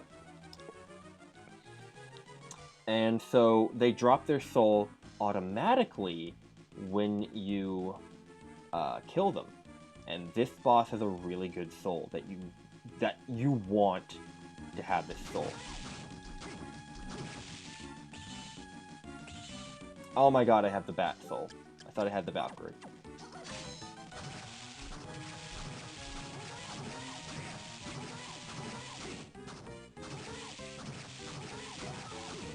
Well, that was relatively easy.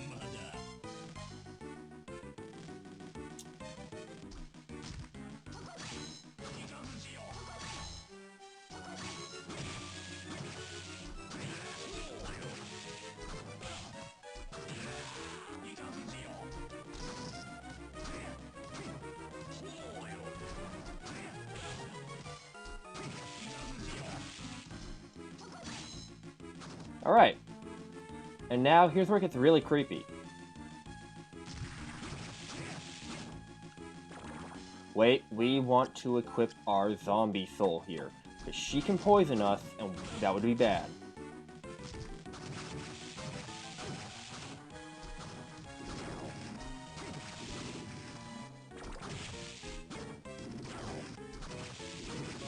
Her poison dust still does damage, but... Yeah! Look at that. Headhunter. So Headhunter is a really nice soul because it raises all of your stats except for luck. But, as you can see, just having our Skeleton Knight is better than equipping the Headhunter. What's great about the Headhunter, however, though, is as we collect more souls and more multiples of souls, it gets stronger. Which means at its technical strongest would be if we had 9 of each monster's soul, which would require doing a New Game Plus 9 times, which I just realized, which is something I've never done, but I think I want to try doing that at some points, just to see how ridiculous Headhunter can get. But so now we're allowed to pass through, and this is where the game expects us to go up here and get the Undyne Soul, which we already have.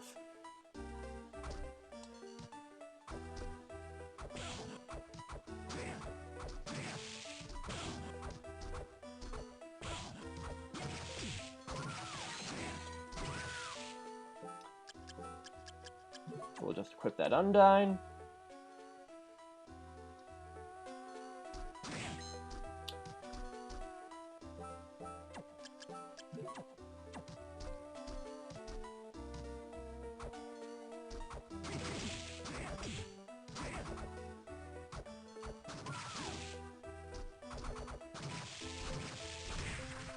I want to continue killing the Collies because we need their soul. Well, we need the Collie or one of 2 other souls. But that's not the point. Now let's go down into this room down here. I'm actually willing. Oh my god. Protect me, Valkyrie.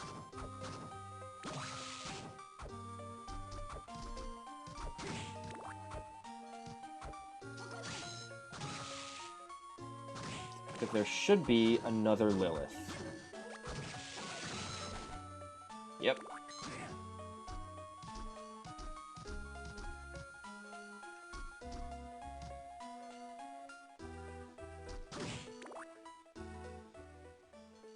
Alright, so now...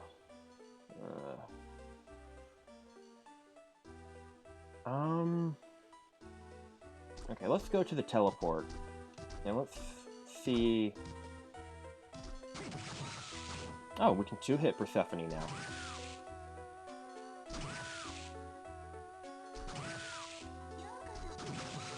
We're still not going to worry about the Kioma demon. Let's see if we can clear more of this map, now that we have double jump and we can glide and all that. I don't think we really can yet, but it's worth a shot. So here's a coin.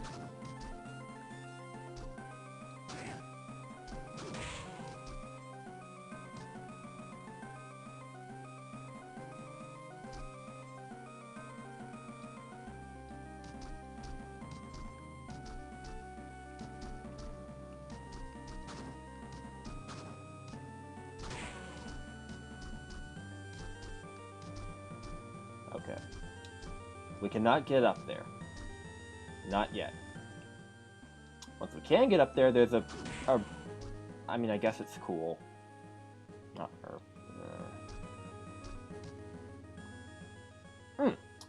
You know what? Since we're over here, I'm gonna go down to that corner below us and get something that we can technically get right now, and I'm pretty sure the game would want us to get it right now.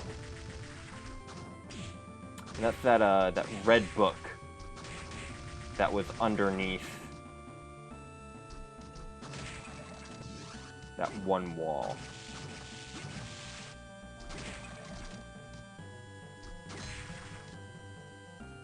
that red book is actually key to getting the true ending of this game. Because, now that I think about it, I think every Igavania has a bad and true ending.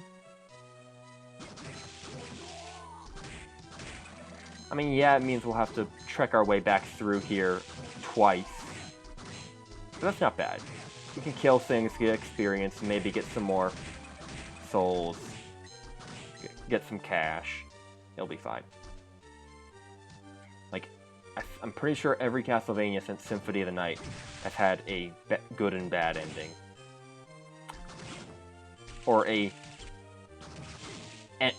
ending, and then a true ending. Because we all know how Symphony of the Night, if you equip the two things in the fight against Dracula, you could see the wizard Shaft, who was manipulating the image of Dracula,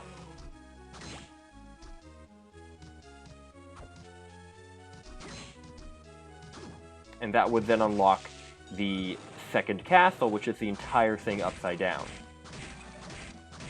So we just got the Ancient Book 1. It shows up in our item use, even though we can't actually use it. And it says, the first spirit is a demon from Hellfires. This is a really nice way of hinting how to get the true ending, in my opinion. And this is the Forbidden Area. We can't get here yet, because there's a wall in our way. But we will be going back to the Forbidden Area.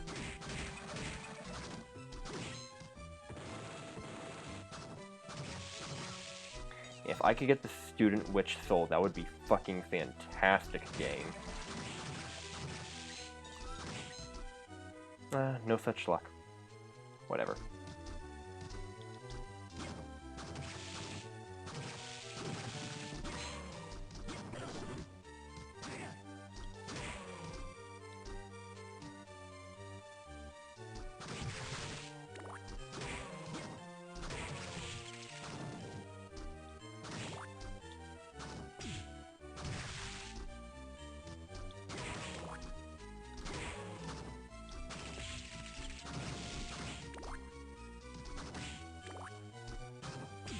Oh my fucking flea men.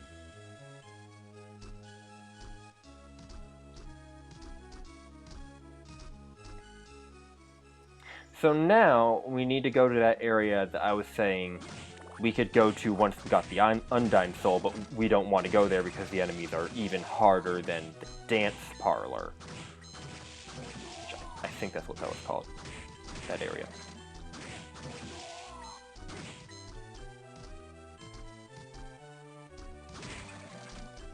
I mean, also because there wasn't much point, there wasn't really anything that would make us stronger by going there, like a better weapon. We're going to be using the Hunting until we get to the Clock Tower, which, yeah, it's pretty soon, but whatever.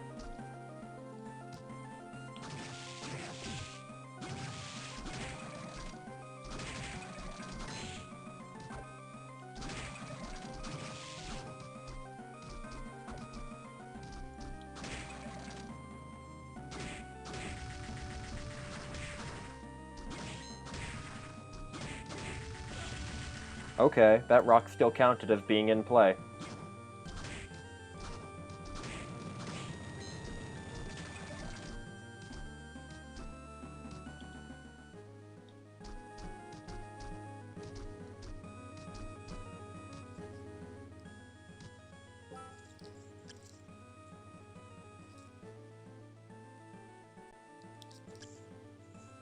I guess we'll go here.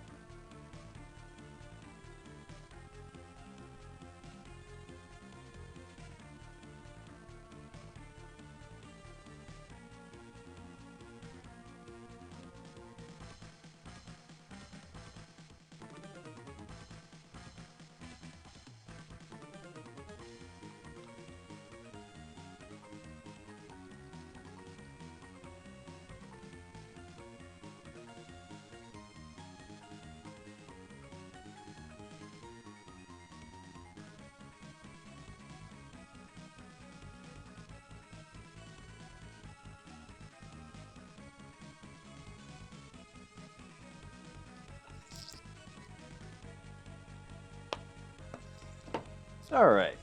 I'm sure no one was actually watching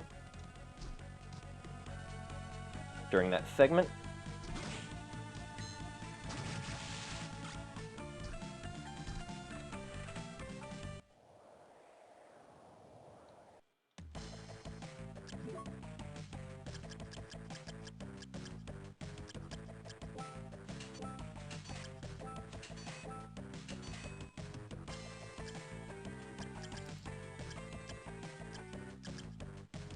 I'm gonna keep all of these.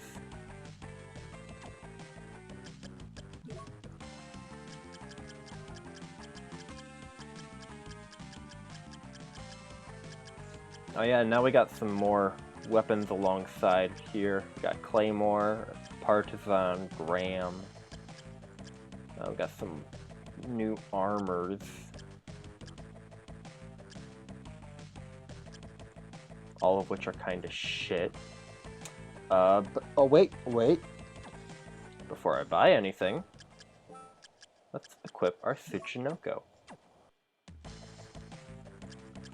I am going to buy the Crimson Cloak, because that is an accessory, not an armor. So see, that went down from 600 to 48 to 480.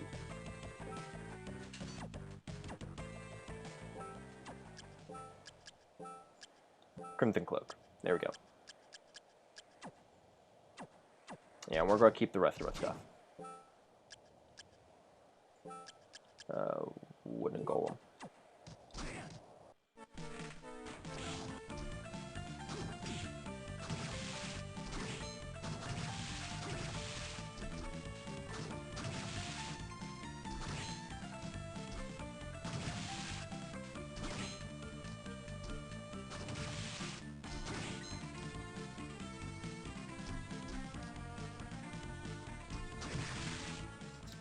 You know what? I should put out a tweet about this. Hold on.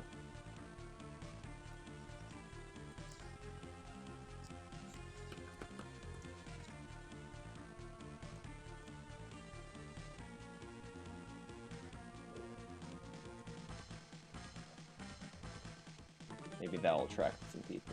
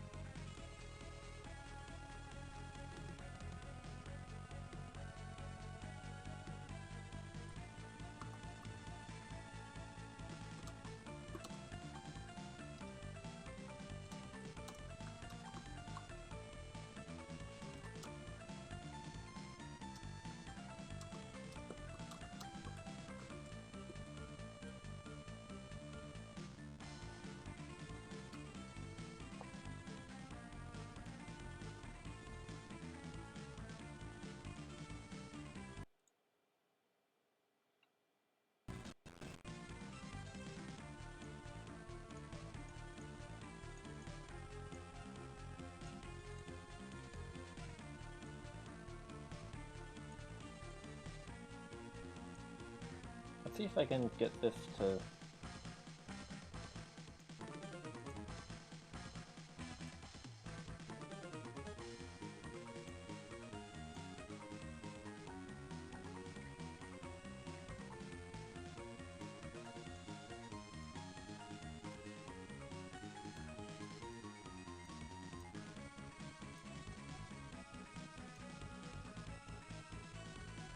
Oh god, what happened?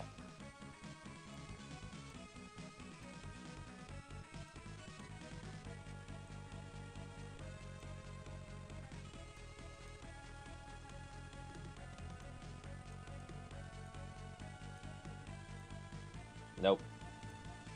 Whatever.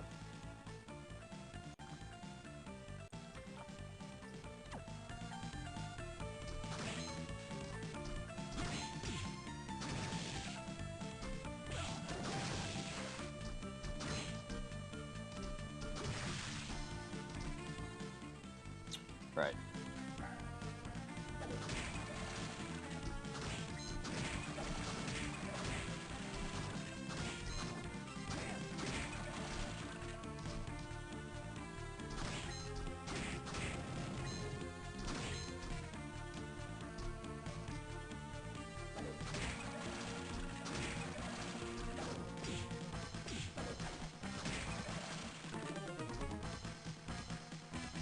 Alright, so here's the save point.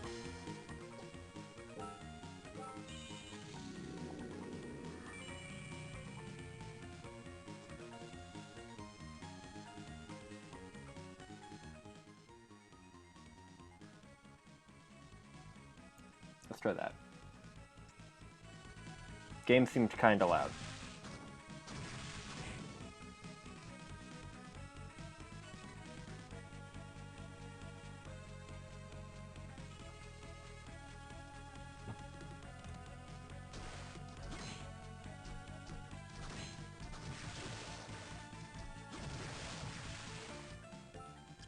Alright, so if we equip the Undyne, we can walk on the water. We can jump up here, and now we can unequip the Undyne.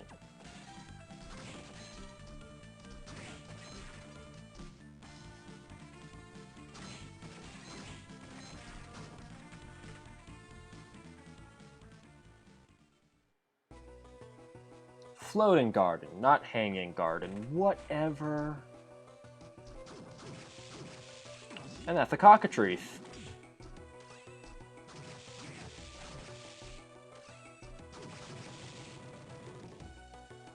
So first off, let's go find the save point in this area, because that would be good to find.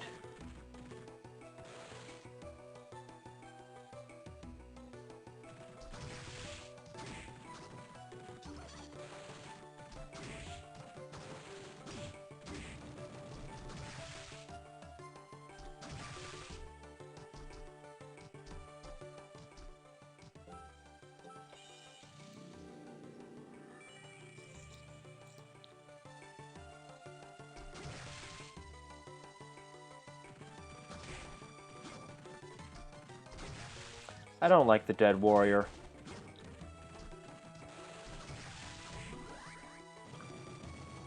He's an annoying enemy. So this looks like a pretty small area.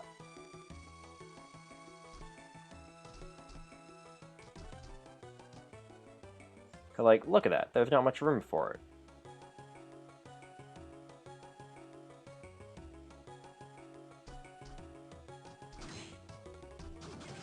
First off, here's a color swap of the Katobal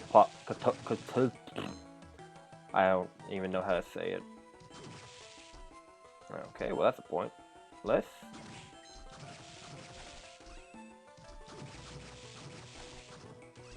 For some reason, there's quite a few enemies that petrify here. I mean, yeah, it's only the cockatrice and the Gorgon, but it still seems like a lot to just randomly be here.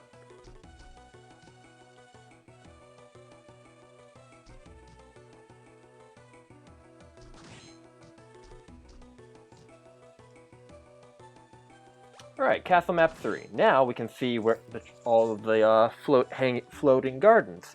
Oh. Yeah, it's weird. It's magic.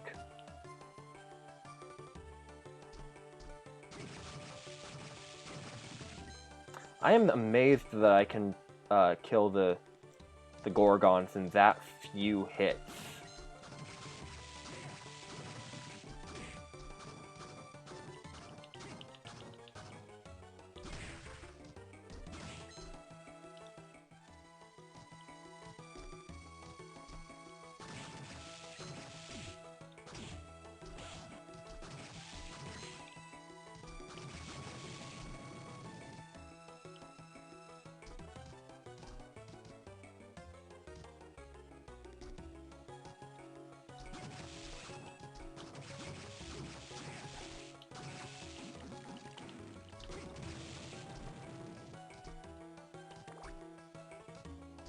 Oh, there we go.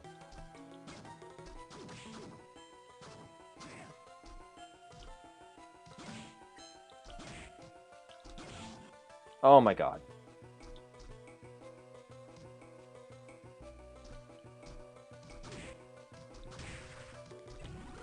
Oh hey, an imp familiar.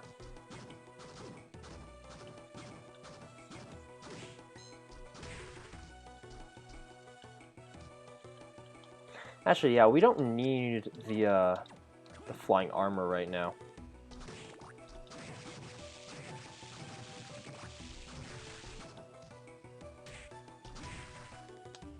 So yeah, the imp familiar could come in handy. I mean, I could do that, but it'll destroy my progression plan.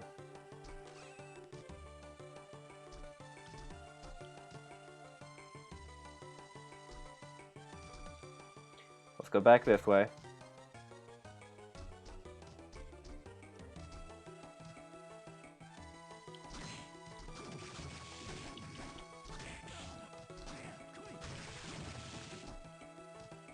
Nope.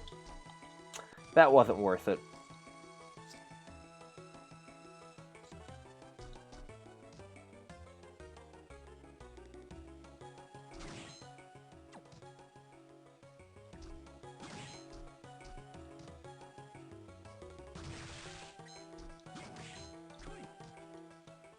Hold on second thought, we will need our flying armor right here, I believe.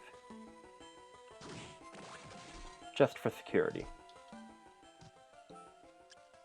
Okay. So now, wrong button, you can see we're over here.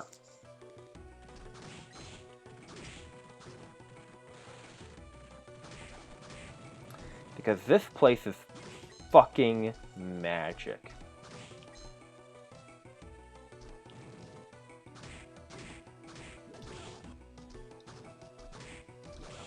And here's our first encounter with the devil.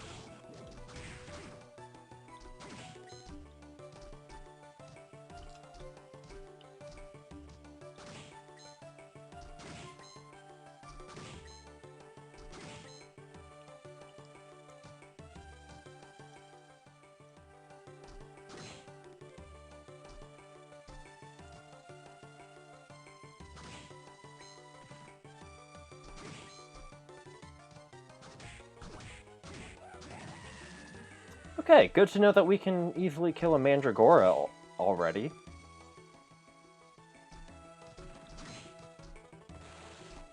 The hard part about the Mandragora... Oh boy.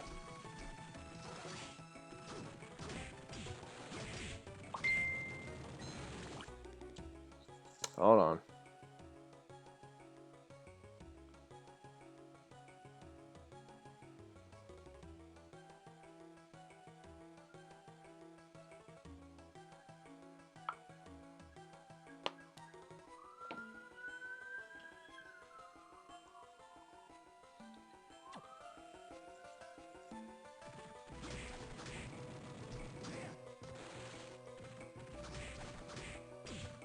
I hate the dead warriors.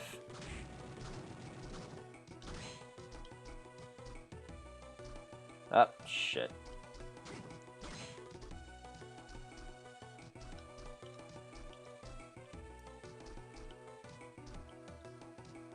Let's go around first.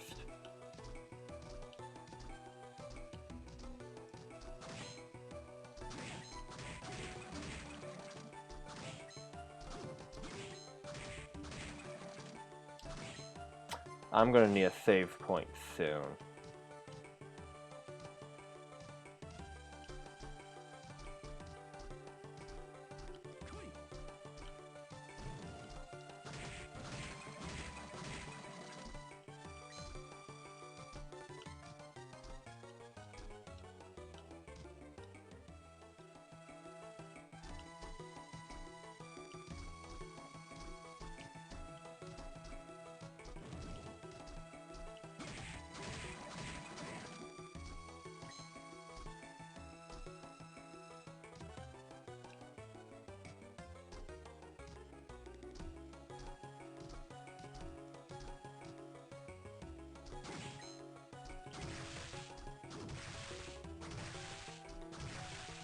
Luckily, we have just found one.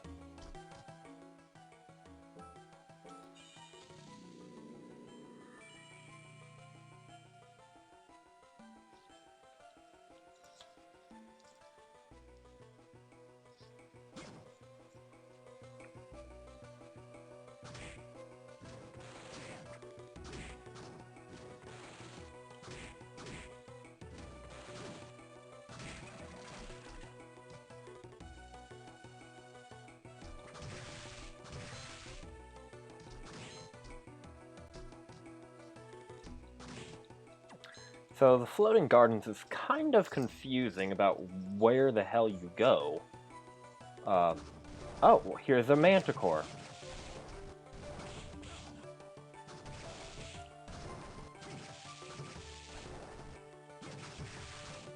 He would not stop breathing fire at me.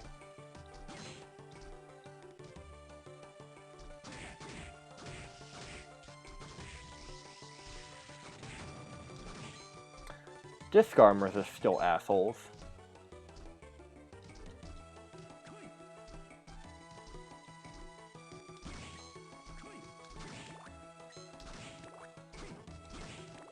Okay, the problem with having the imp out, though, is when we break candles, they give us hearts instead of...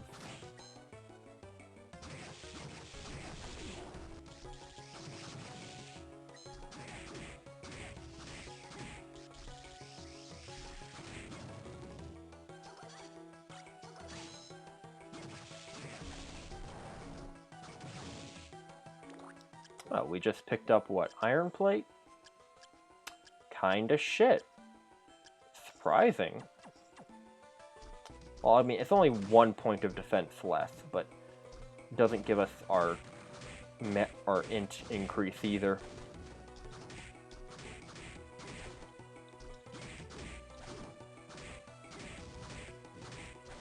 I was gonna say, I thought we were doing more damage to this enemy before, but no, this is a regular golem, not a wooden golem.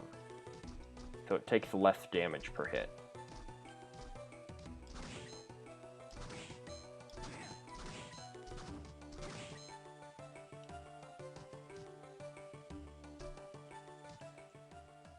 Alright, so now, if I remember correctly, we should, yep, pop out right here. Well, that's strange. There's some areas we couldn't go to. Now, why is that? Well, now we go back.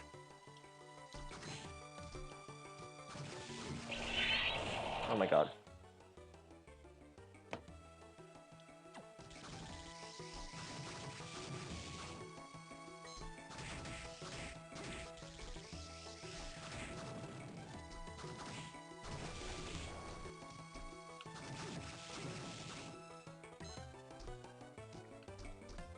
And because we're fools, we're going to take the opportunity to attack all these enemies again, because we might get their souls.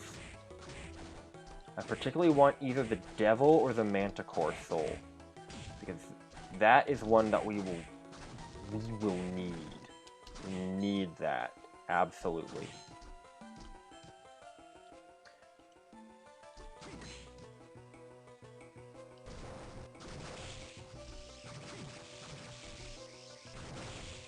Oh my god. It's just a disc armor up there, so let's not fuck with him. And look, now we're in this room that we weren't in before.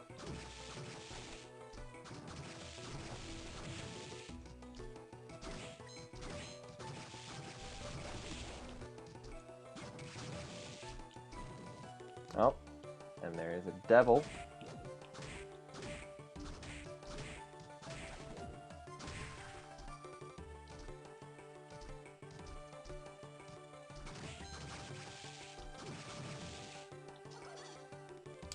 I always underestimate the range of the Valkyrie.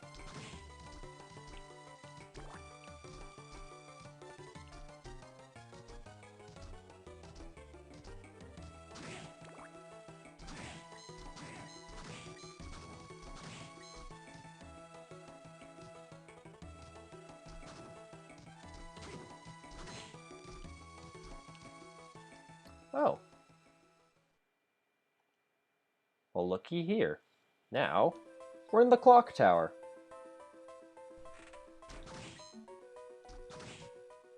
And here is Graham Jones, and that coin is just going to despawn in front of us.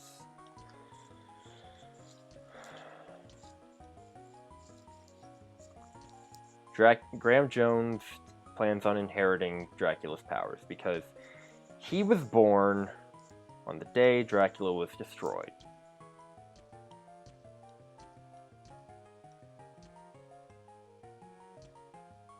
And now he's freaking out because we have the power to rule.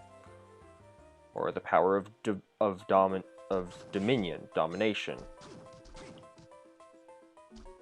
But hey, clock tower. Oh, spikes everywhere.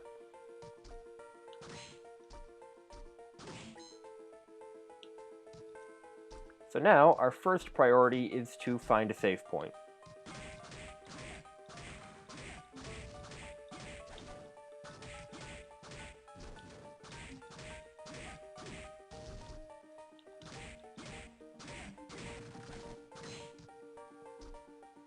Let's ignore the lightning dolls. I believe, yes, here's a save point. So now, we will not lose any of that progress if we die. And here we are in the clock tower. Clock tower is kind of a bitch of an area. Oh hey, it's Yoko! I never noticed before, but she goes, "Hedda!" Okay.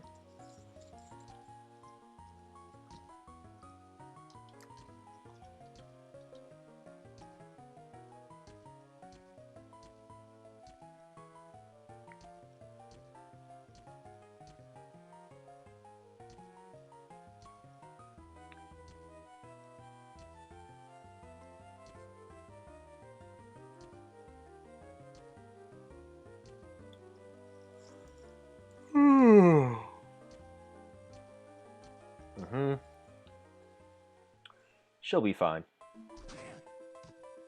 What's in that room now? A disc armor. Fucking hell. Oh, we can't go that way yet. And here's a bomber armor.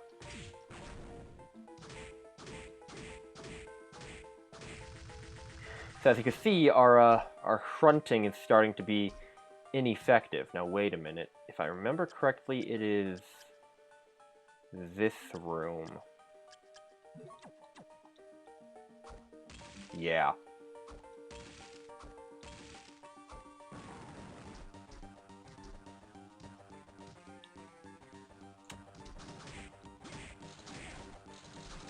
Now, if we could get a lightning doll soul, that would also be really good. But now we got the mistletoe. Way better damage. Sword carved from a sacred tree. So I believe we did, what, 47 damage to those lightning dolls? Now, we do 52. And you see that shine? Because mistletoe was carved from a sacred tree, it does holy damage. And that shine means the enemy is weak to holy damage. And a good number of enemies in Castlevania are weak to holy damage.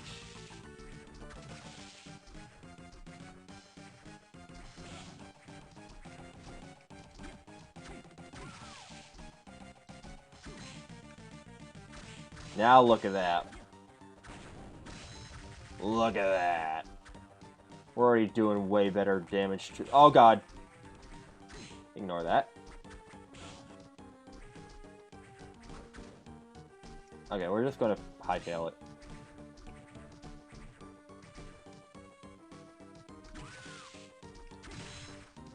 Oh, hey. That's really good to get right now. The Medusa Head Soul.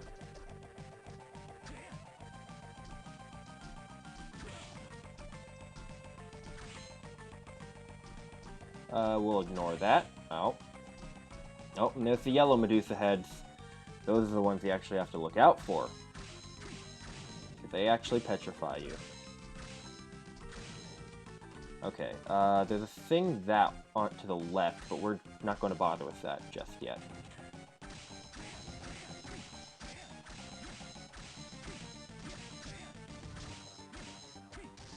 Look at that. Great Armor was another boss, and is now just a regular enemy.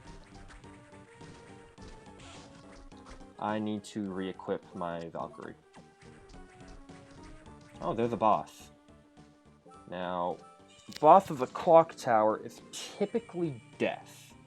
I want to do a few side things. I want to go get a few things before we fight death. This is the first boss that truly gives me trouble.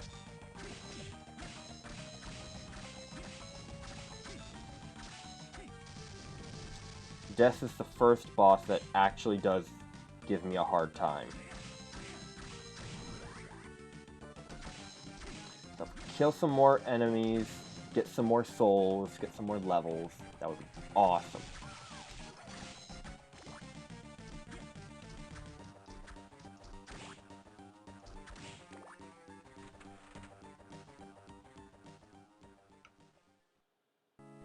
Where does this take us? I forget, actually. Oh, right, this goes to the top floor.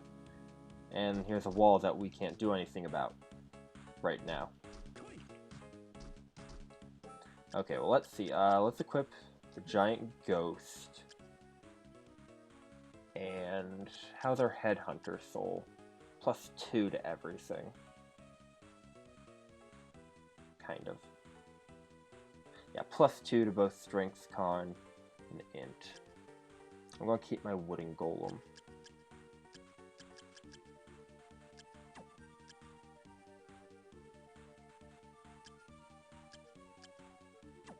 Yeah. The witch soul would be better, but we don't have a teleport into and out of the clock tower yet, so we're not going to worry about that.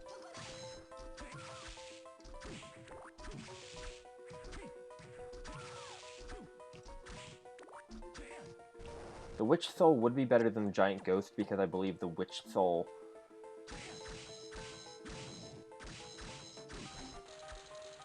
I think it consumes less magic per tick.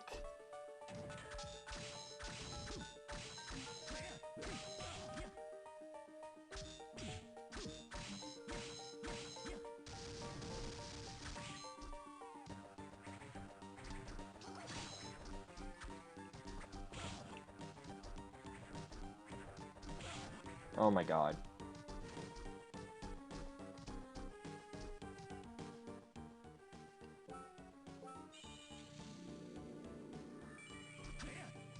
Alright, well, let's try death right now.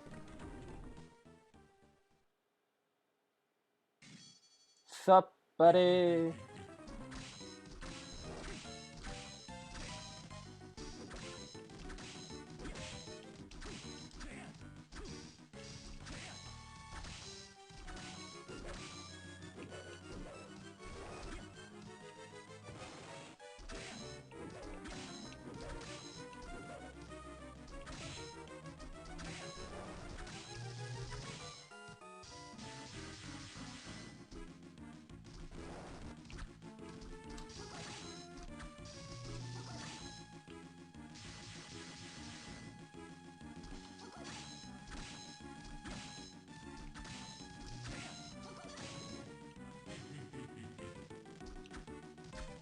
Alright, so now he has a new scythe.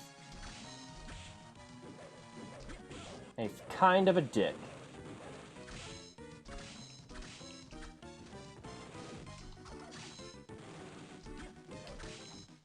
Oh, shit.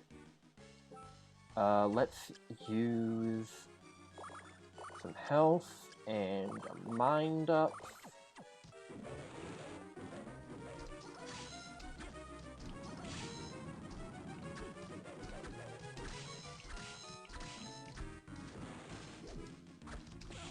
Oh my god, I jumped right into that. Oh my god. Oh, shit!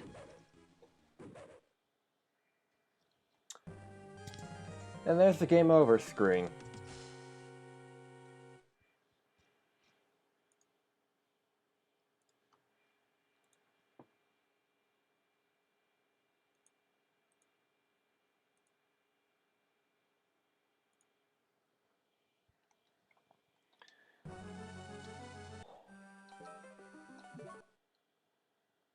So, we can clearly do it.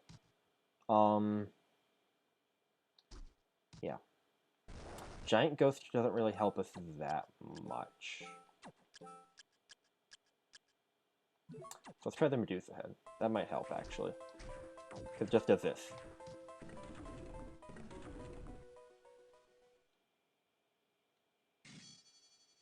Actually, no. I like having the Giant Ghost in case for the first stage here.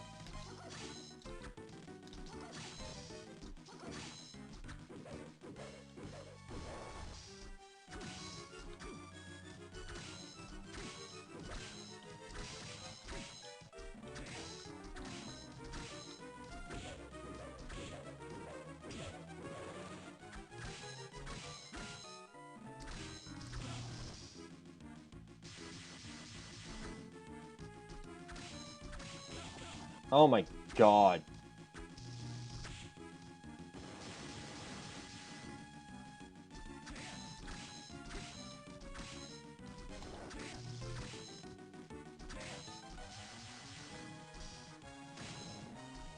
Awesome.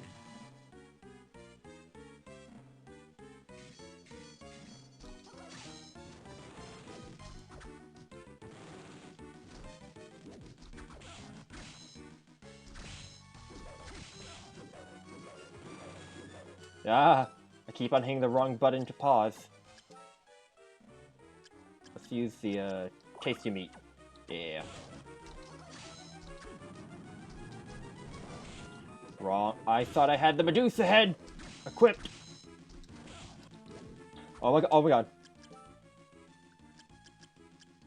Beef curry. Holy shit. Oh my. Oh my god. I told you I'm horrible at this. Oh shit. Melon.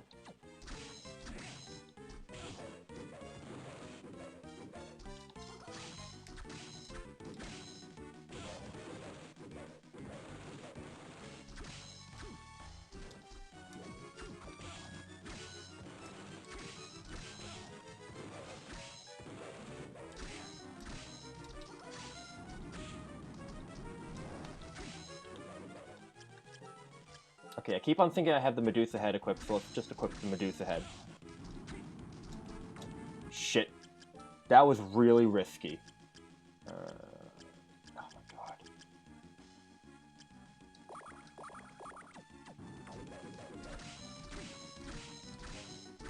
Yes! Oh, what? That was bullshit. And now I get the Death Soul.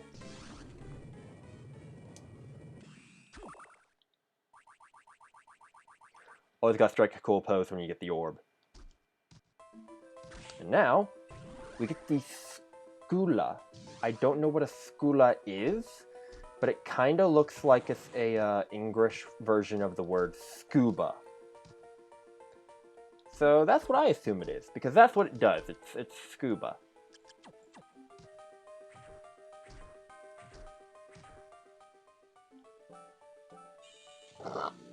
Alright, so let's save. We beat death.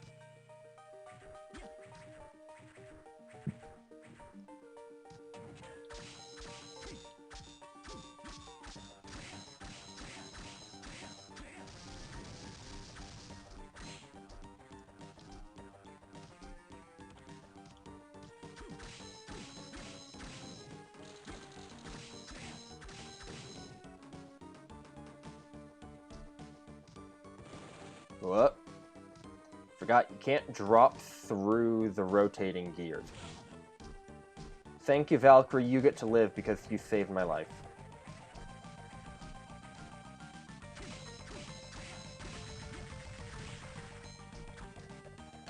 So now let's make it all the way back to that lower save point. Whoa!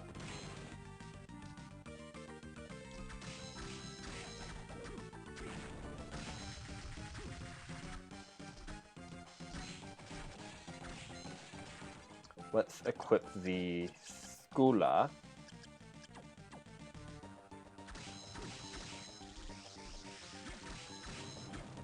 I've gotten really good at dodging disc armors. Oh my god. Alright.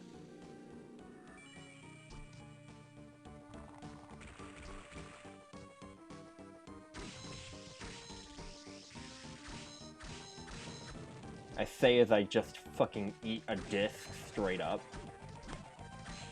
So now this will crumble, and we will fall.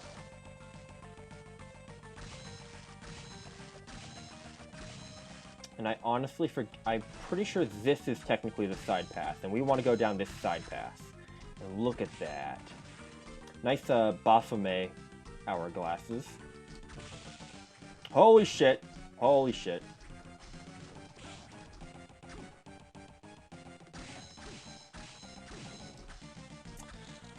I don't know why this room is here. It just has lightning dolls. I think it's to keep the clock tower symmetrical. Okay, that's a whole room.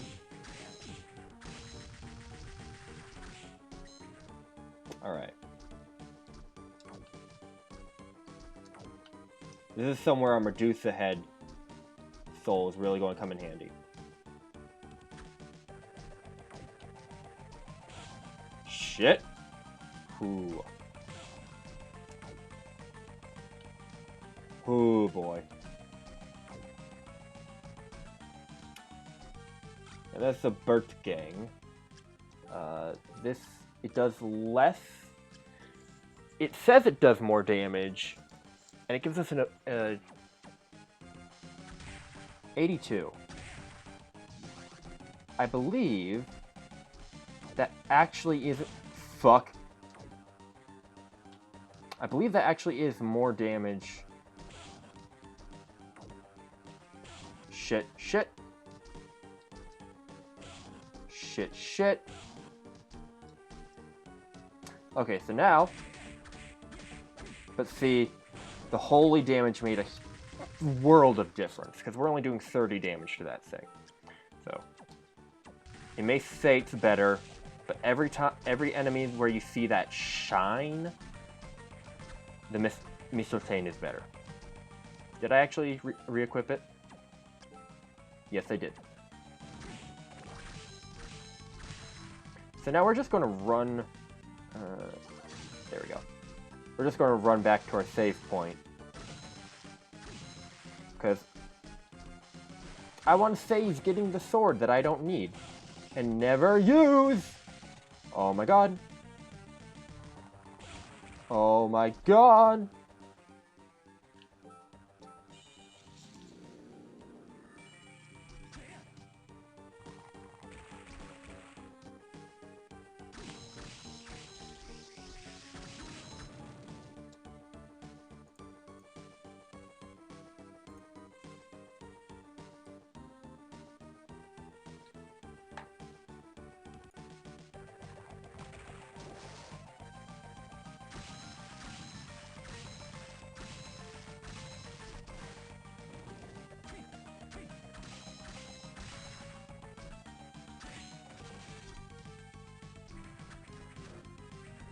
Now, I am choosing to go an optional direction, but if I remember correctly, there's a good armor at the end of it.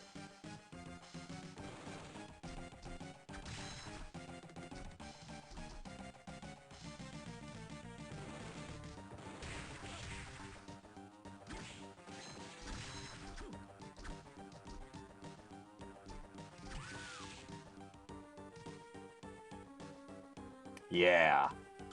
The pitch black suit. Finally, we get a really decent upgrade to the elfin cloak.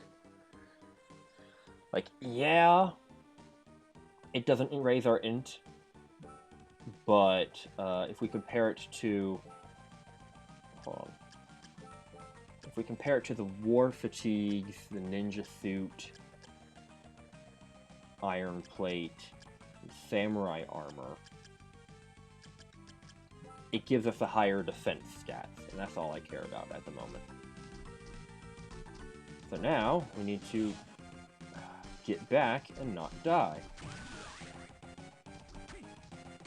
And these are the shit Medusa heads.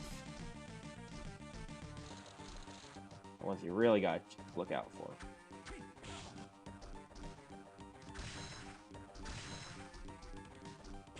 Oh my god.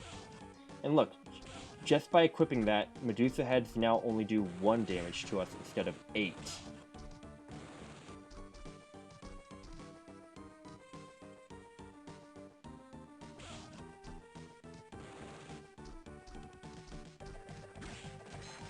Alright, now let's go back to our save point, because I want to save getting that armor.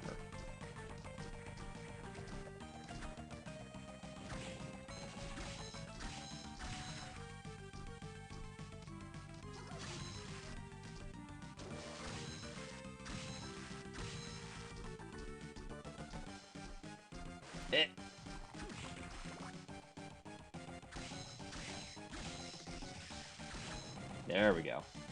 Another iron plate. I don't need that. Shit! I forgot you could drop series of crumbling platforms. I tried to do a slide.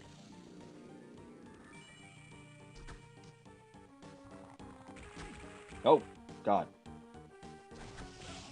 What? Okay, whatever. I didn't... whatever. So now, we go the right way.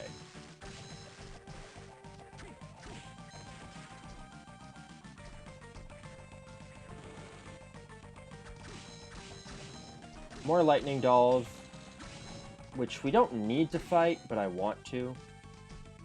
Because if we can get the lightning doll soul, that's a really nice one.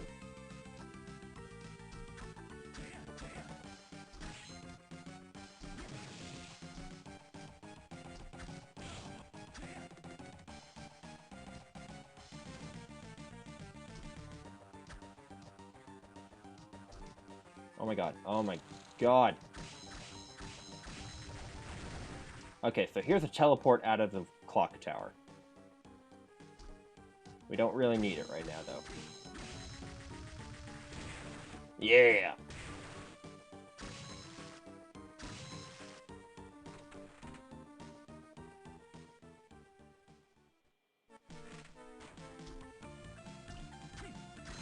And now look where we are. So let's see. I'm going to keep the Skula equipped for the time being.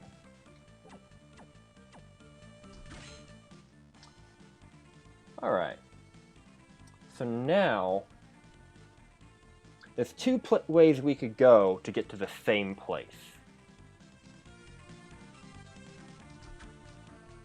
I'm going to go this way. Well, I mean, there's 2 new paths we can take now that we can go underwater. They go to the same area, just different ends of it. So I'm going to take the one that I think is less dangerous and also gives us access to a new weapon sooner. Because we're going to get a weapon that will do more base damage than the Missile Tang.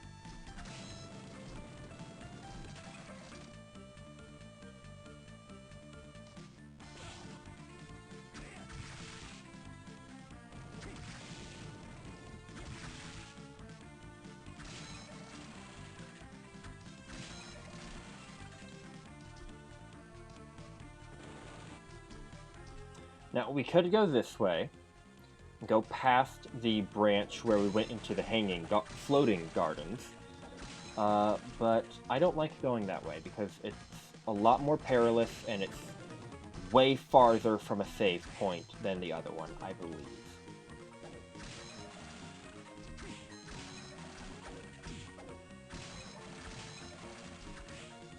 Because the biggest challenge when going into a new area in a Castlevania game is, okay, oh wait, let's check out the shop.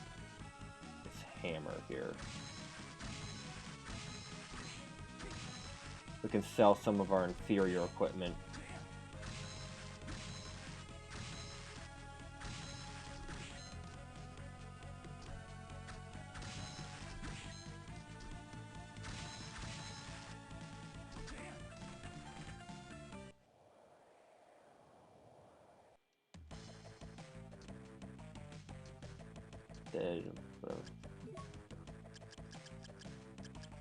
We're going to keep hunting and Mistletoe because I like holding on to those.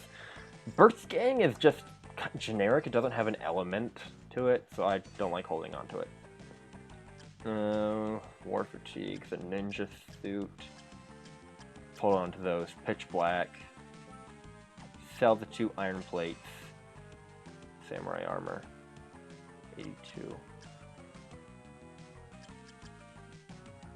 Samurai Armor is better than the War Fatigues. Don't need the Elfin Robe. Keeping the Crimson Cloak. Don't need the Pendant. Now I believe now we should be able to buy, or it should be at least available here. Now here's some new stuff. Steel Plate, Armor of Water. We'll be able to find one of those for free later, or relatively soon. A Silver Plate, Gold Plate. Here's what we want. The Soul Eater Ring. So, if we equip our Tsuchinoko, it goes from 300,000 to 240,000. We still don't have that much. But that does give us a lower goal to hit. Message from Arcado. Area accessible traveling through water without scuba gear may be tough for a human to handle. Right, because if you don't know how to play a Metroidvania, you know, just explore fucking everywhere, you can come back to Mina here, and she'll give you hints about where to go.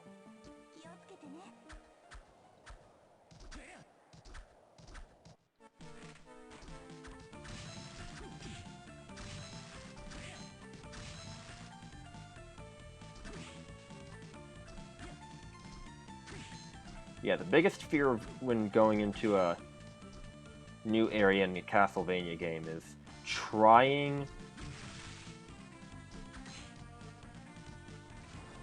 Okay, let's hit up the save point over here. I forgot we have Skula equipped at the moment. It's trying to find a new save point you can get to, or a teleport room to get you in and out of the area.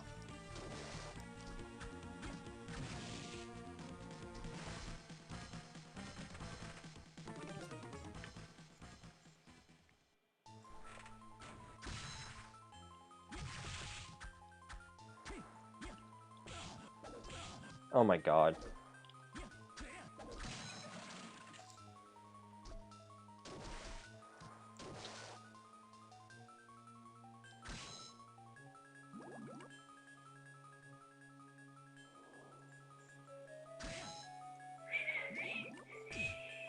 I wasn't paying attention. Oh my god. Hold on. Hold on a second here.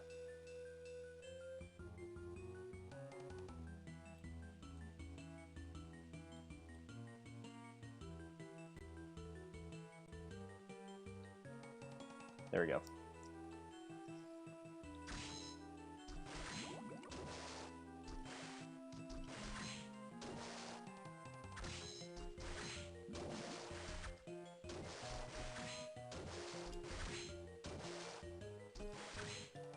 So in the underground reservoir, you're going to do a lot of managing your souls, switching from Skula to Undyne and back, and so on and so forth, and it's horrible.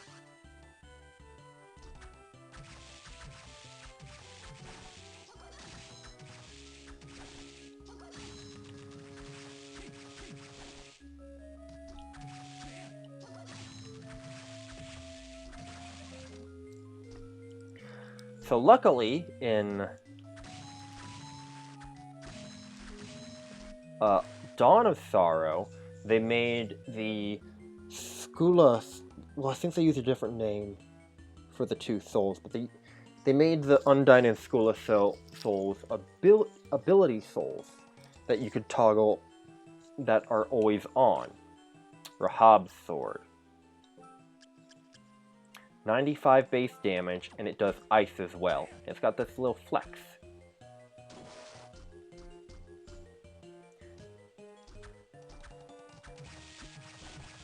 So that's already way better against the Man-Eater here.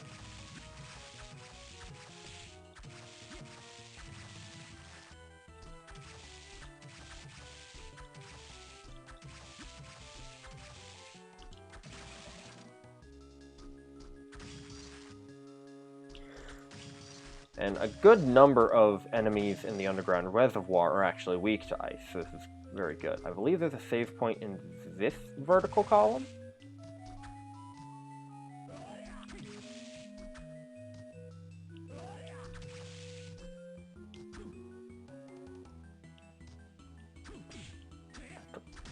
Ukobak.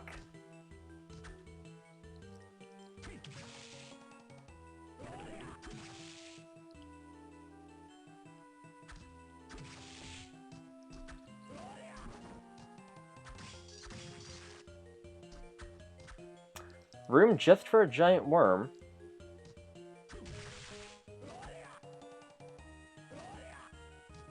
Leave? No? Well.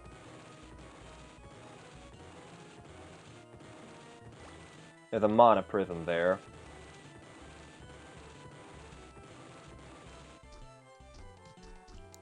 And we want to go back up because I'm pretty... God damn it.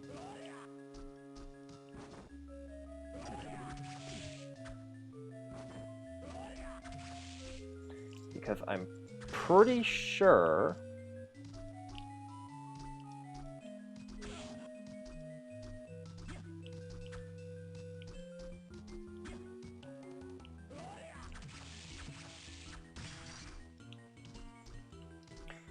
that there's a save point, like, oh my god, right here. Yep. Which is way less painful than trying to find a save point going from the other way, right over there.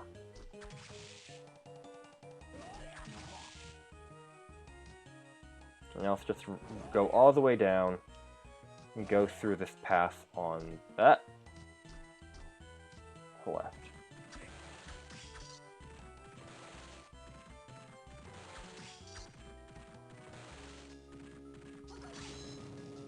Ooh, a lance. I mean, I don't need it anymore, but that's pretty cool.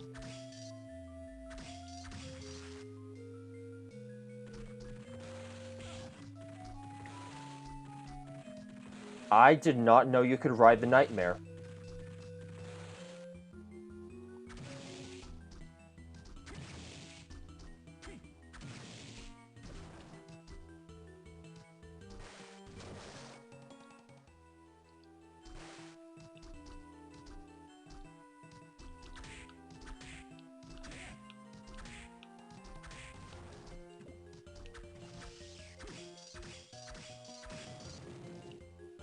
Ugh.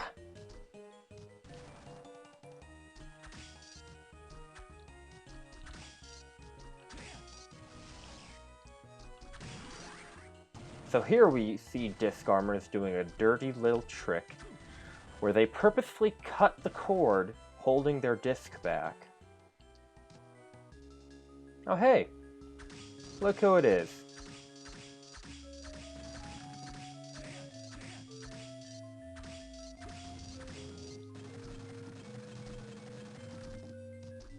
so that their thing goes flying.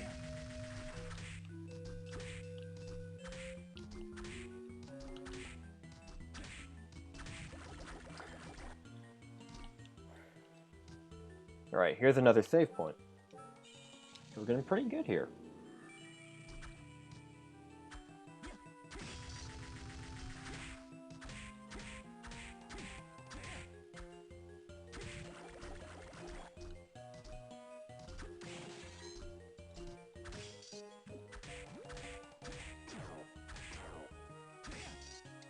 Solution. Zombie.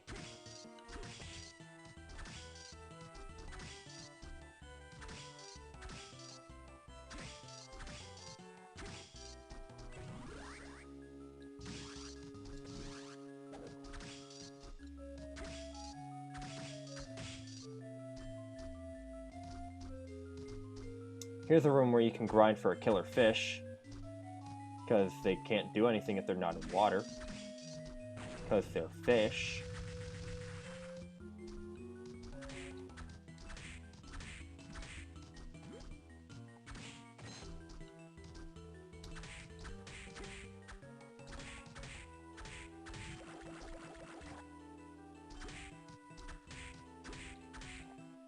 If I remember correctly, there's a really interesting room that we'll want to check out over here.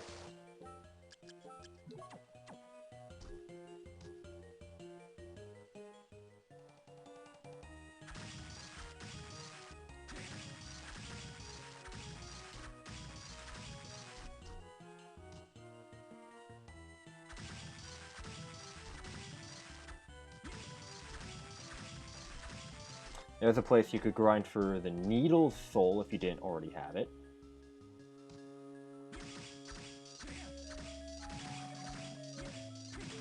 But see how there's that little, like, gas cloud? Actually...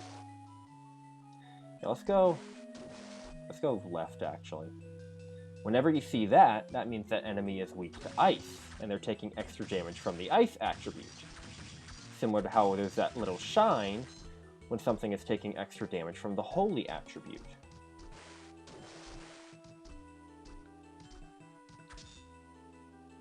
Dead Crusaders are a pain in the ass. And there's no point in fighting all of them.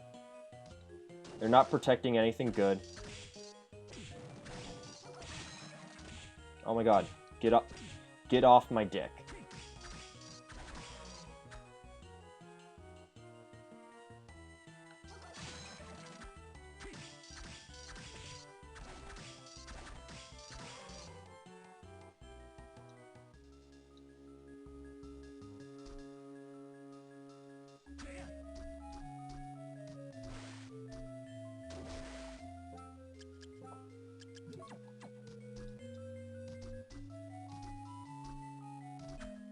Just want the map completion.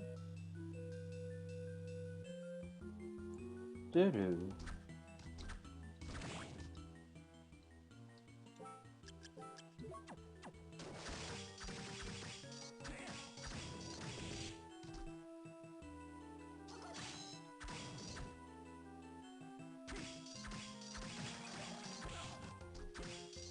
Oh, let's run away.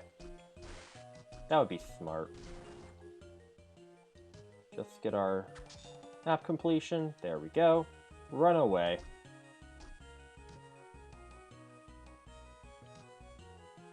Because we know there is a save point. Oh my god, there is a save point right here. Yes.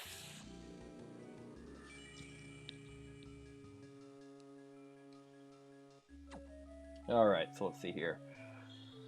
Okay, this kind of looks like a mess, but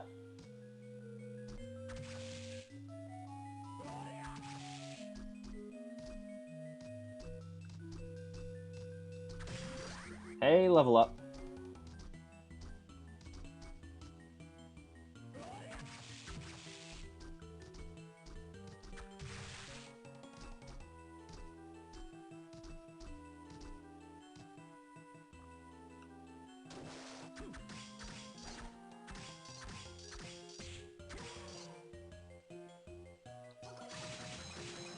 That was super cool.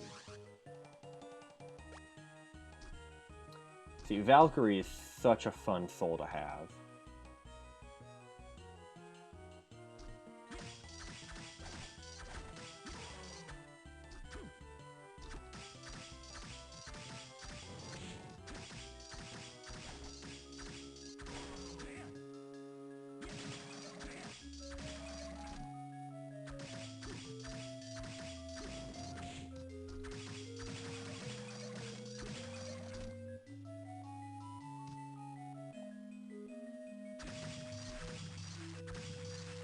What is our Medusa head? Medusa head, unfortunately, does not work underwater. Alright, so let's go up here.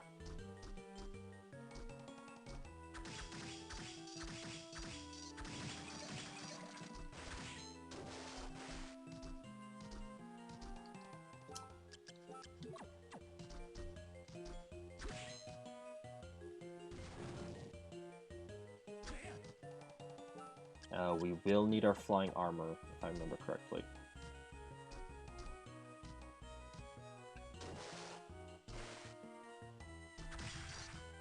And look at that, we one-hit the imps now.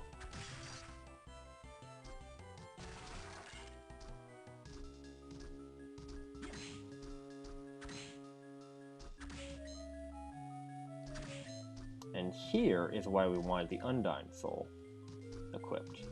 Well, first off, let's connect to this bit of map.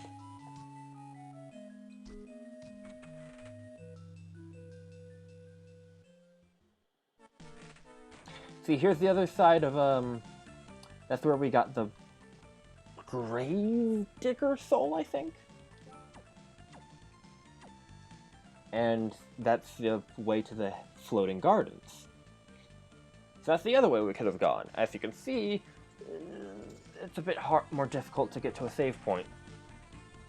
A bit. Especially if you first go the direction I'm about to go.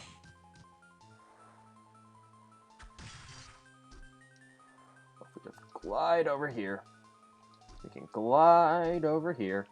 That's wrong.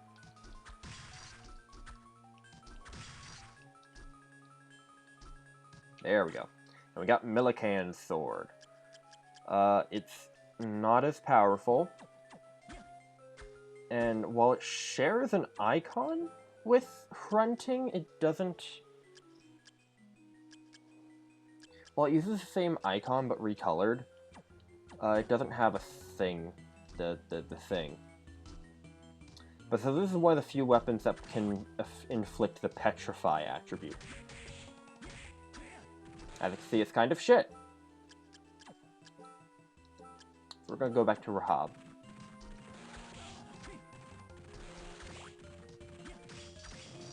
See? So here are the flesh golem. They're really creepy because they're made out of rotting flesh. This is not the best place to farm one for its soul.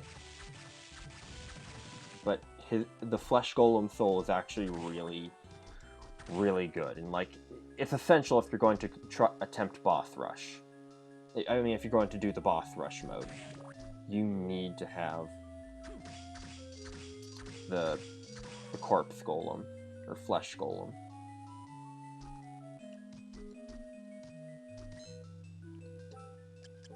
If we equip Skula, go under here, and look, there's a gun.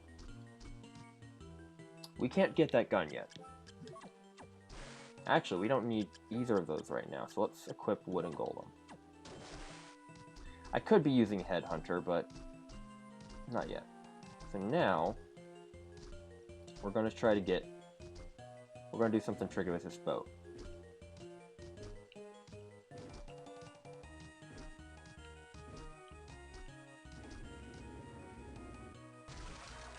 I fucked up.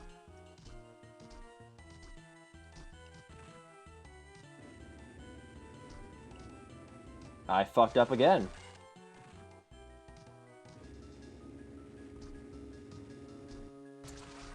We need to push the boat and then ride it. God damn it.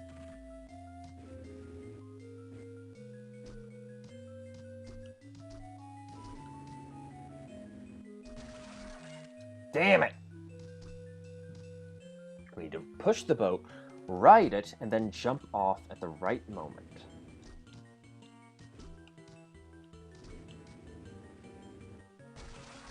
There we go.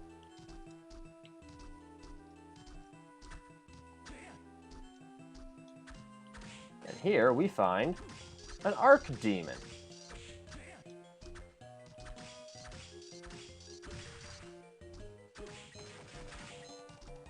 So I think that is the earliest place you can find an Archdemon.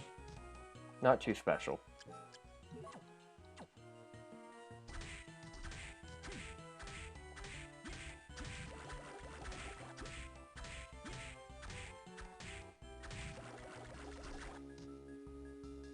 That does get us over here. I have the wrong soul equipped.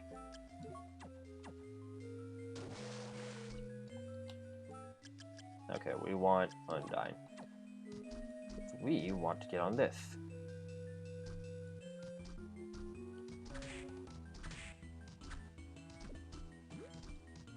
And looky here, Ancient Book 3. Whereas Ancient Book 2, we haven't found it yet. But Ancient Book 3, the third spirit is a beautiful nightmare. What could that mean? I know, you might, but we'll find out together. This is a weirdly shaped room, so let's go to Skula. And for whatever reason, the flying armor kind of works underwater. Actually, no, it only looks like it works. Oh, hey, I'm dying. I should fix that by, you know, going to a save point or something. Or healing. Use a high potion.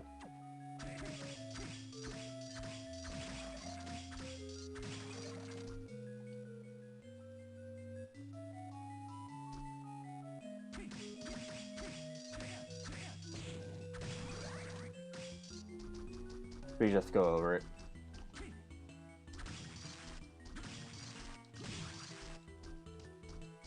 There's some gold here. I forget what's down this way. Let's find out.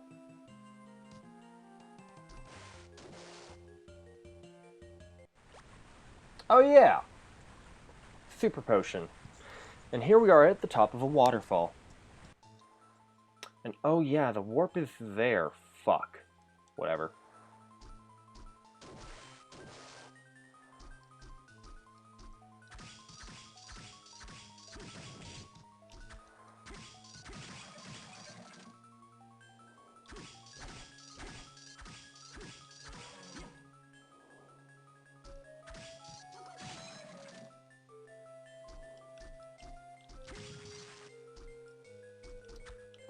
Oh my god.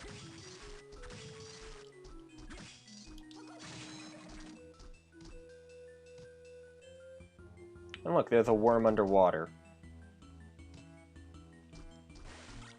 And here's the rune ring. This is one of the first special rings in the game. Increases the rate at which MP is restored. We're going to equip that because why the hell not?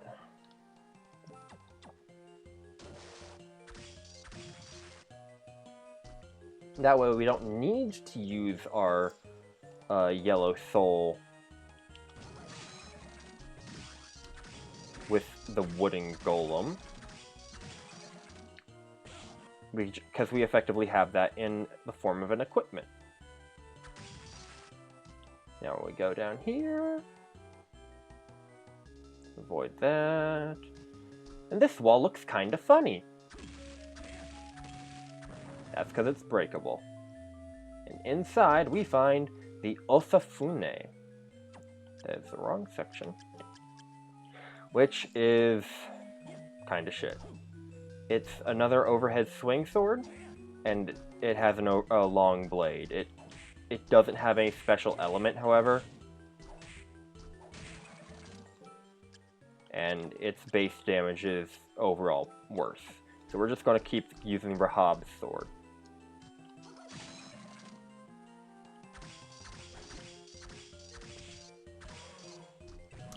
Oh, and look, we got... Oh my god, we have the Triton Soul. That increases our strength by 16! Oh. So now let's get out of this little area that's kind of shaped like a man.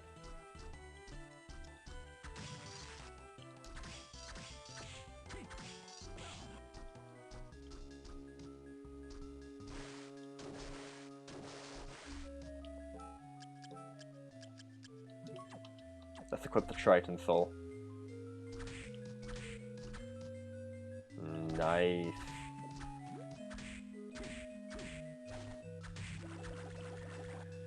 I don't know why there's two different kinds of slimes if they both poison you. They both appear to behave the same, too. Okay.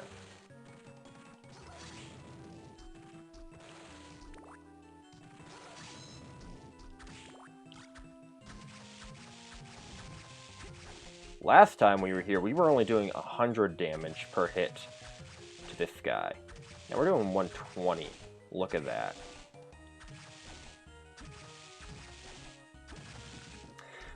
I really want a Castlevania game like this, where the armor you have equipped actually does change your character's appearance. I think that would be cool.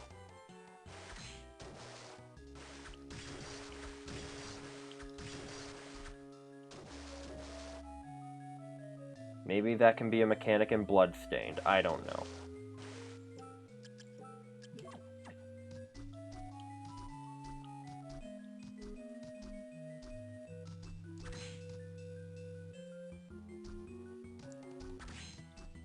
Hey.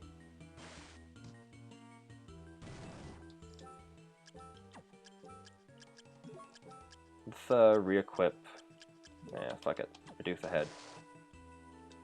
Alright, so let's see. The save point is this way.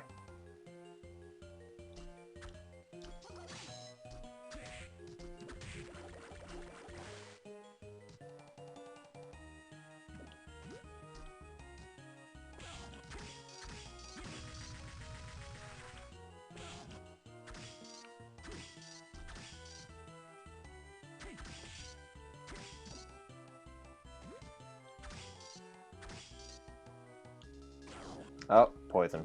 Whatever. Save point's right here.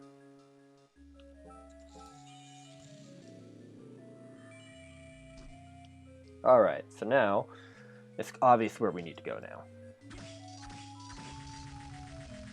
Avoid the slime, because he's an asshole.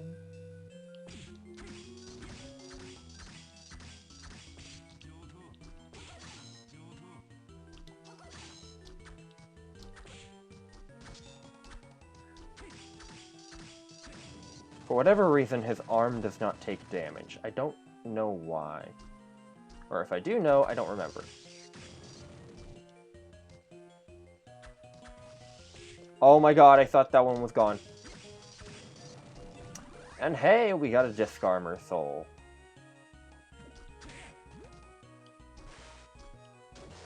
Now we can do the disc thingy at people. I believe, yes, this is the best room for grinding. God damn it. For grinding the, Hey, how about you leave me alone? Oh my god, oh my god, oh my god. Oh my god.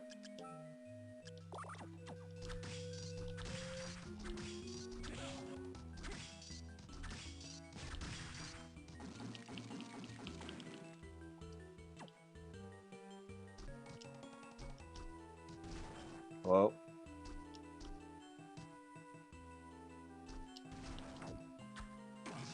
Damn it! Getting up there is such a pain, and I'm pretty sure that's the teleport into this area.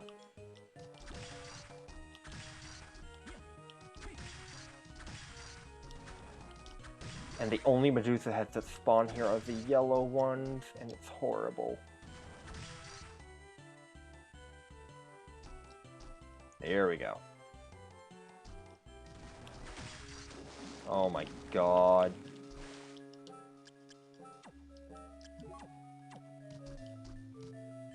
Yep, here's our teleport in and out.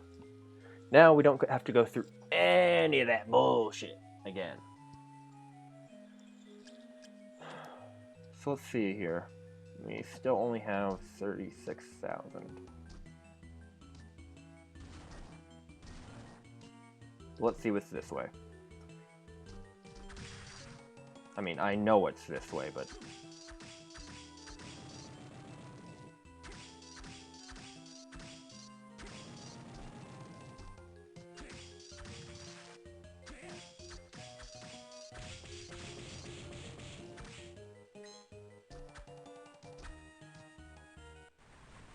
Alright, so this is a very interesting room. You can kind of see we've been here before, but there's a waterfall here. Can't get through the waterfall. Can't go under the waterfall. There's a nice looking suit of armor right there.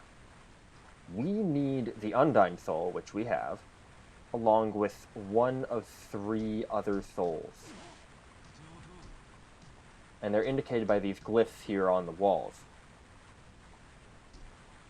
That's the Devil, the Manticore, or Curly, or Kali, as I prefer to call her. Because those are souls that transform you and make you rush forward dealing damage. That gives you enough momentum to go through the waterfall. So, we need one of those 3 souls.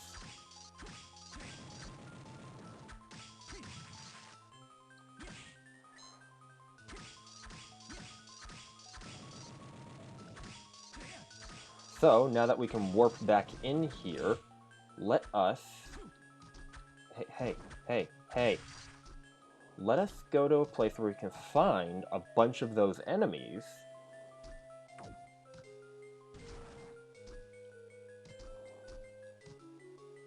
And grind them for their souls. So, the closest place would be here, in the dance parlor. Because there's a bunch of Curlies.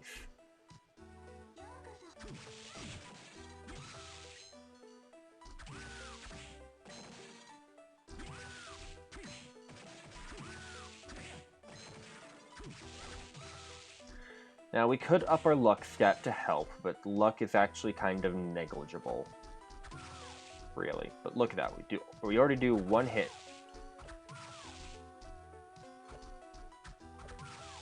And this area is full of them, or at least this side of the area. On this side of Headhunter, there's a bunch of them. Okay, I guess it's particularly just that pillar there, but whatever. Point is, now we do this until we get the Curly Soul.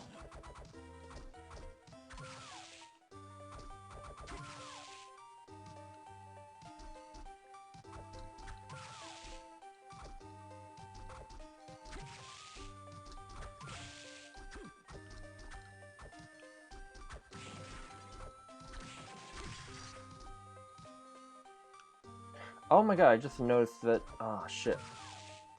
That last one dropped its rare drop equip, which is kinda good. Oh my god.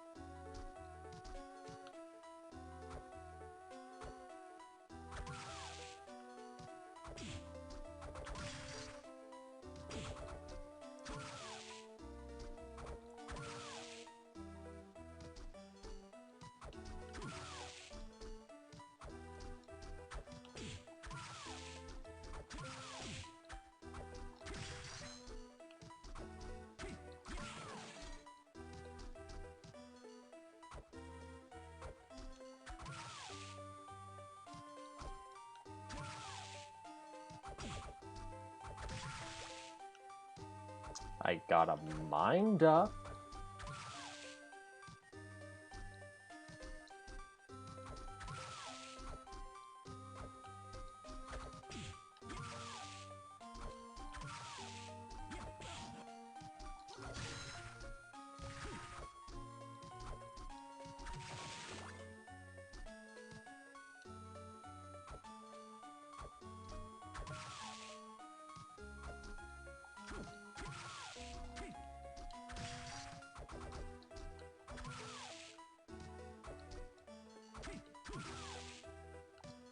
Okay, on second thought, let's try upping our luck.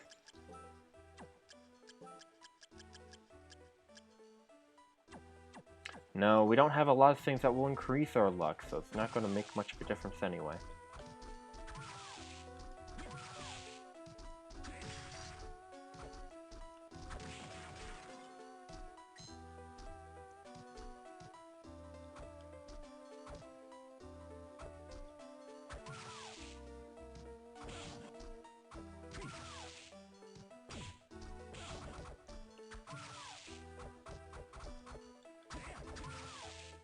This will work, eventually.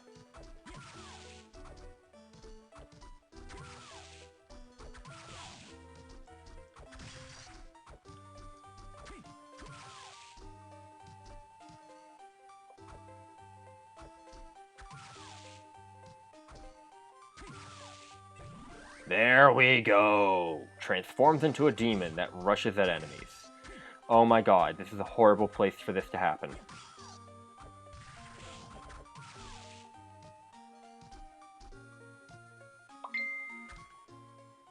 Hold on.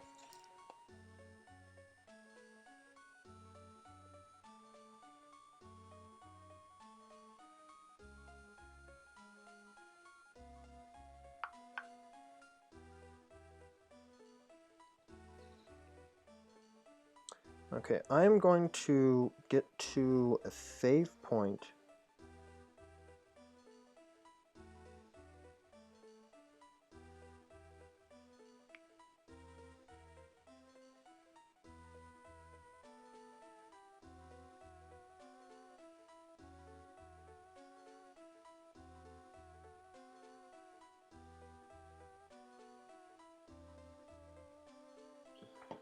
I'm going to get to a save point, then I'm going to I think I'll go. Oh, I'm going to stop the stream.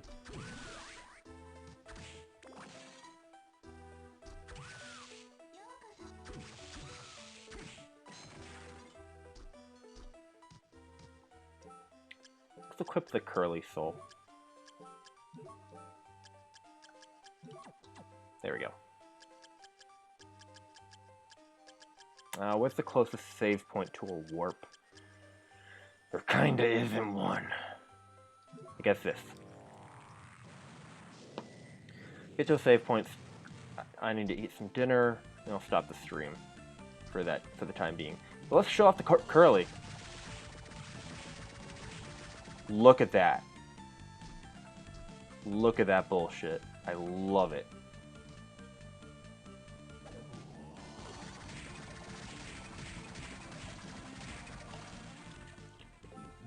I just need to make sure. Are we? Yeah, we are wearing the rune ring.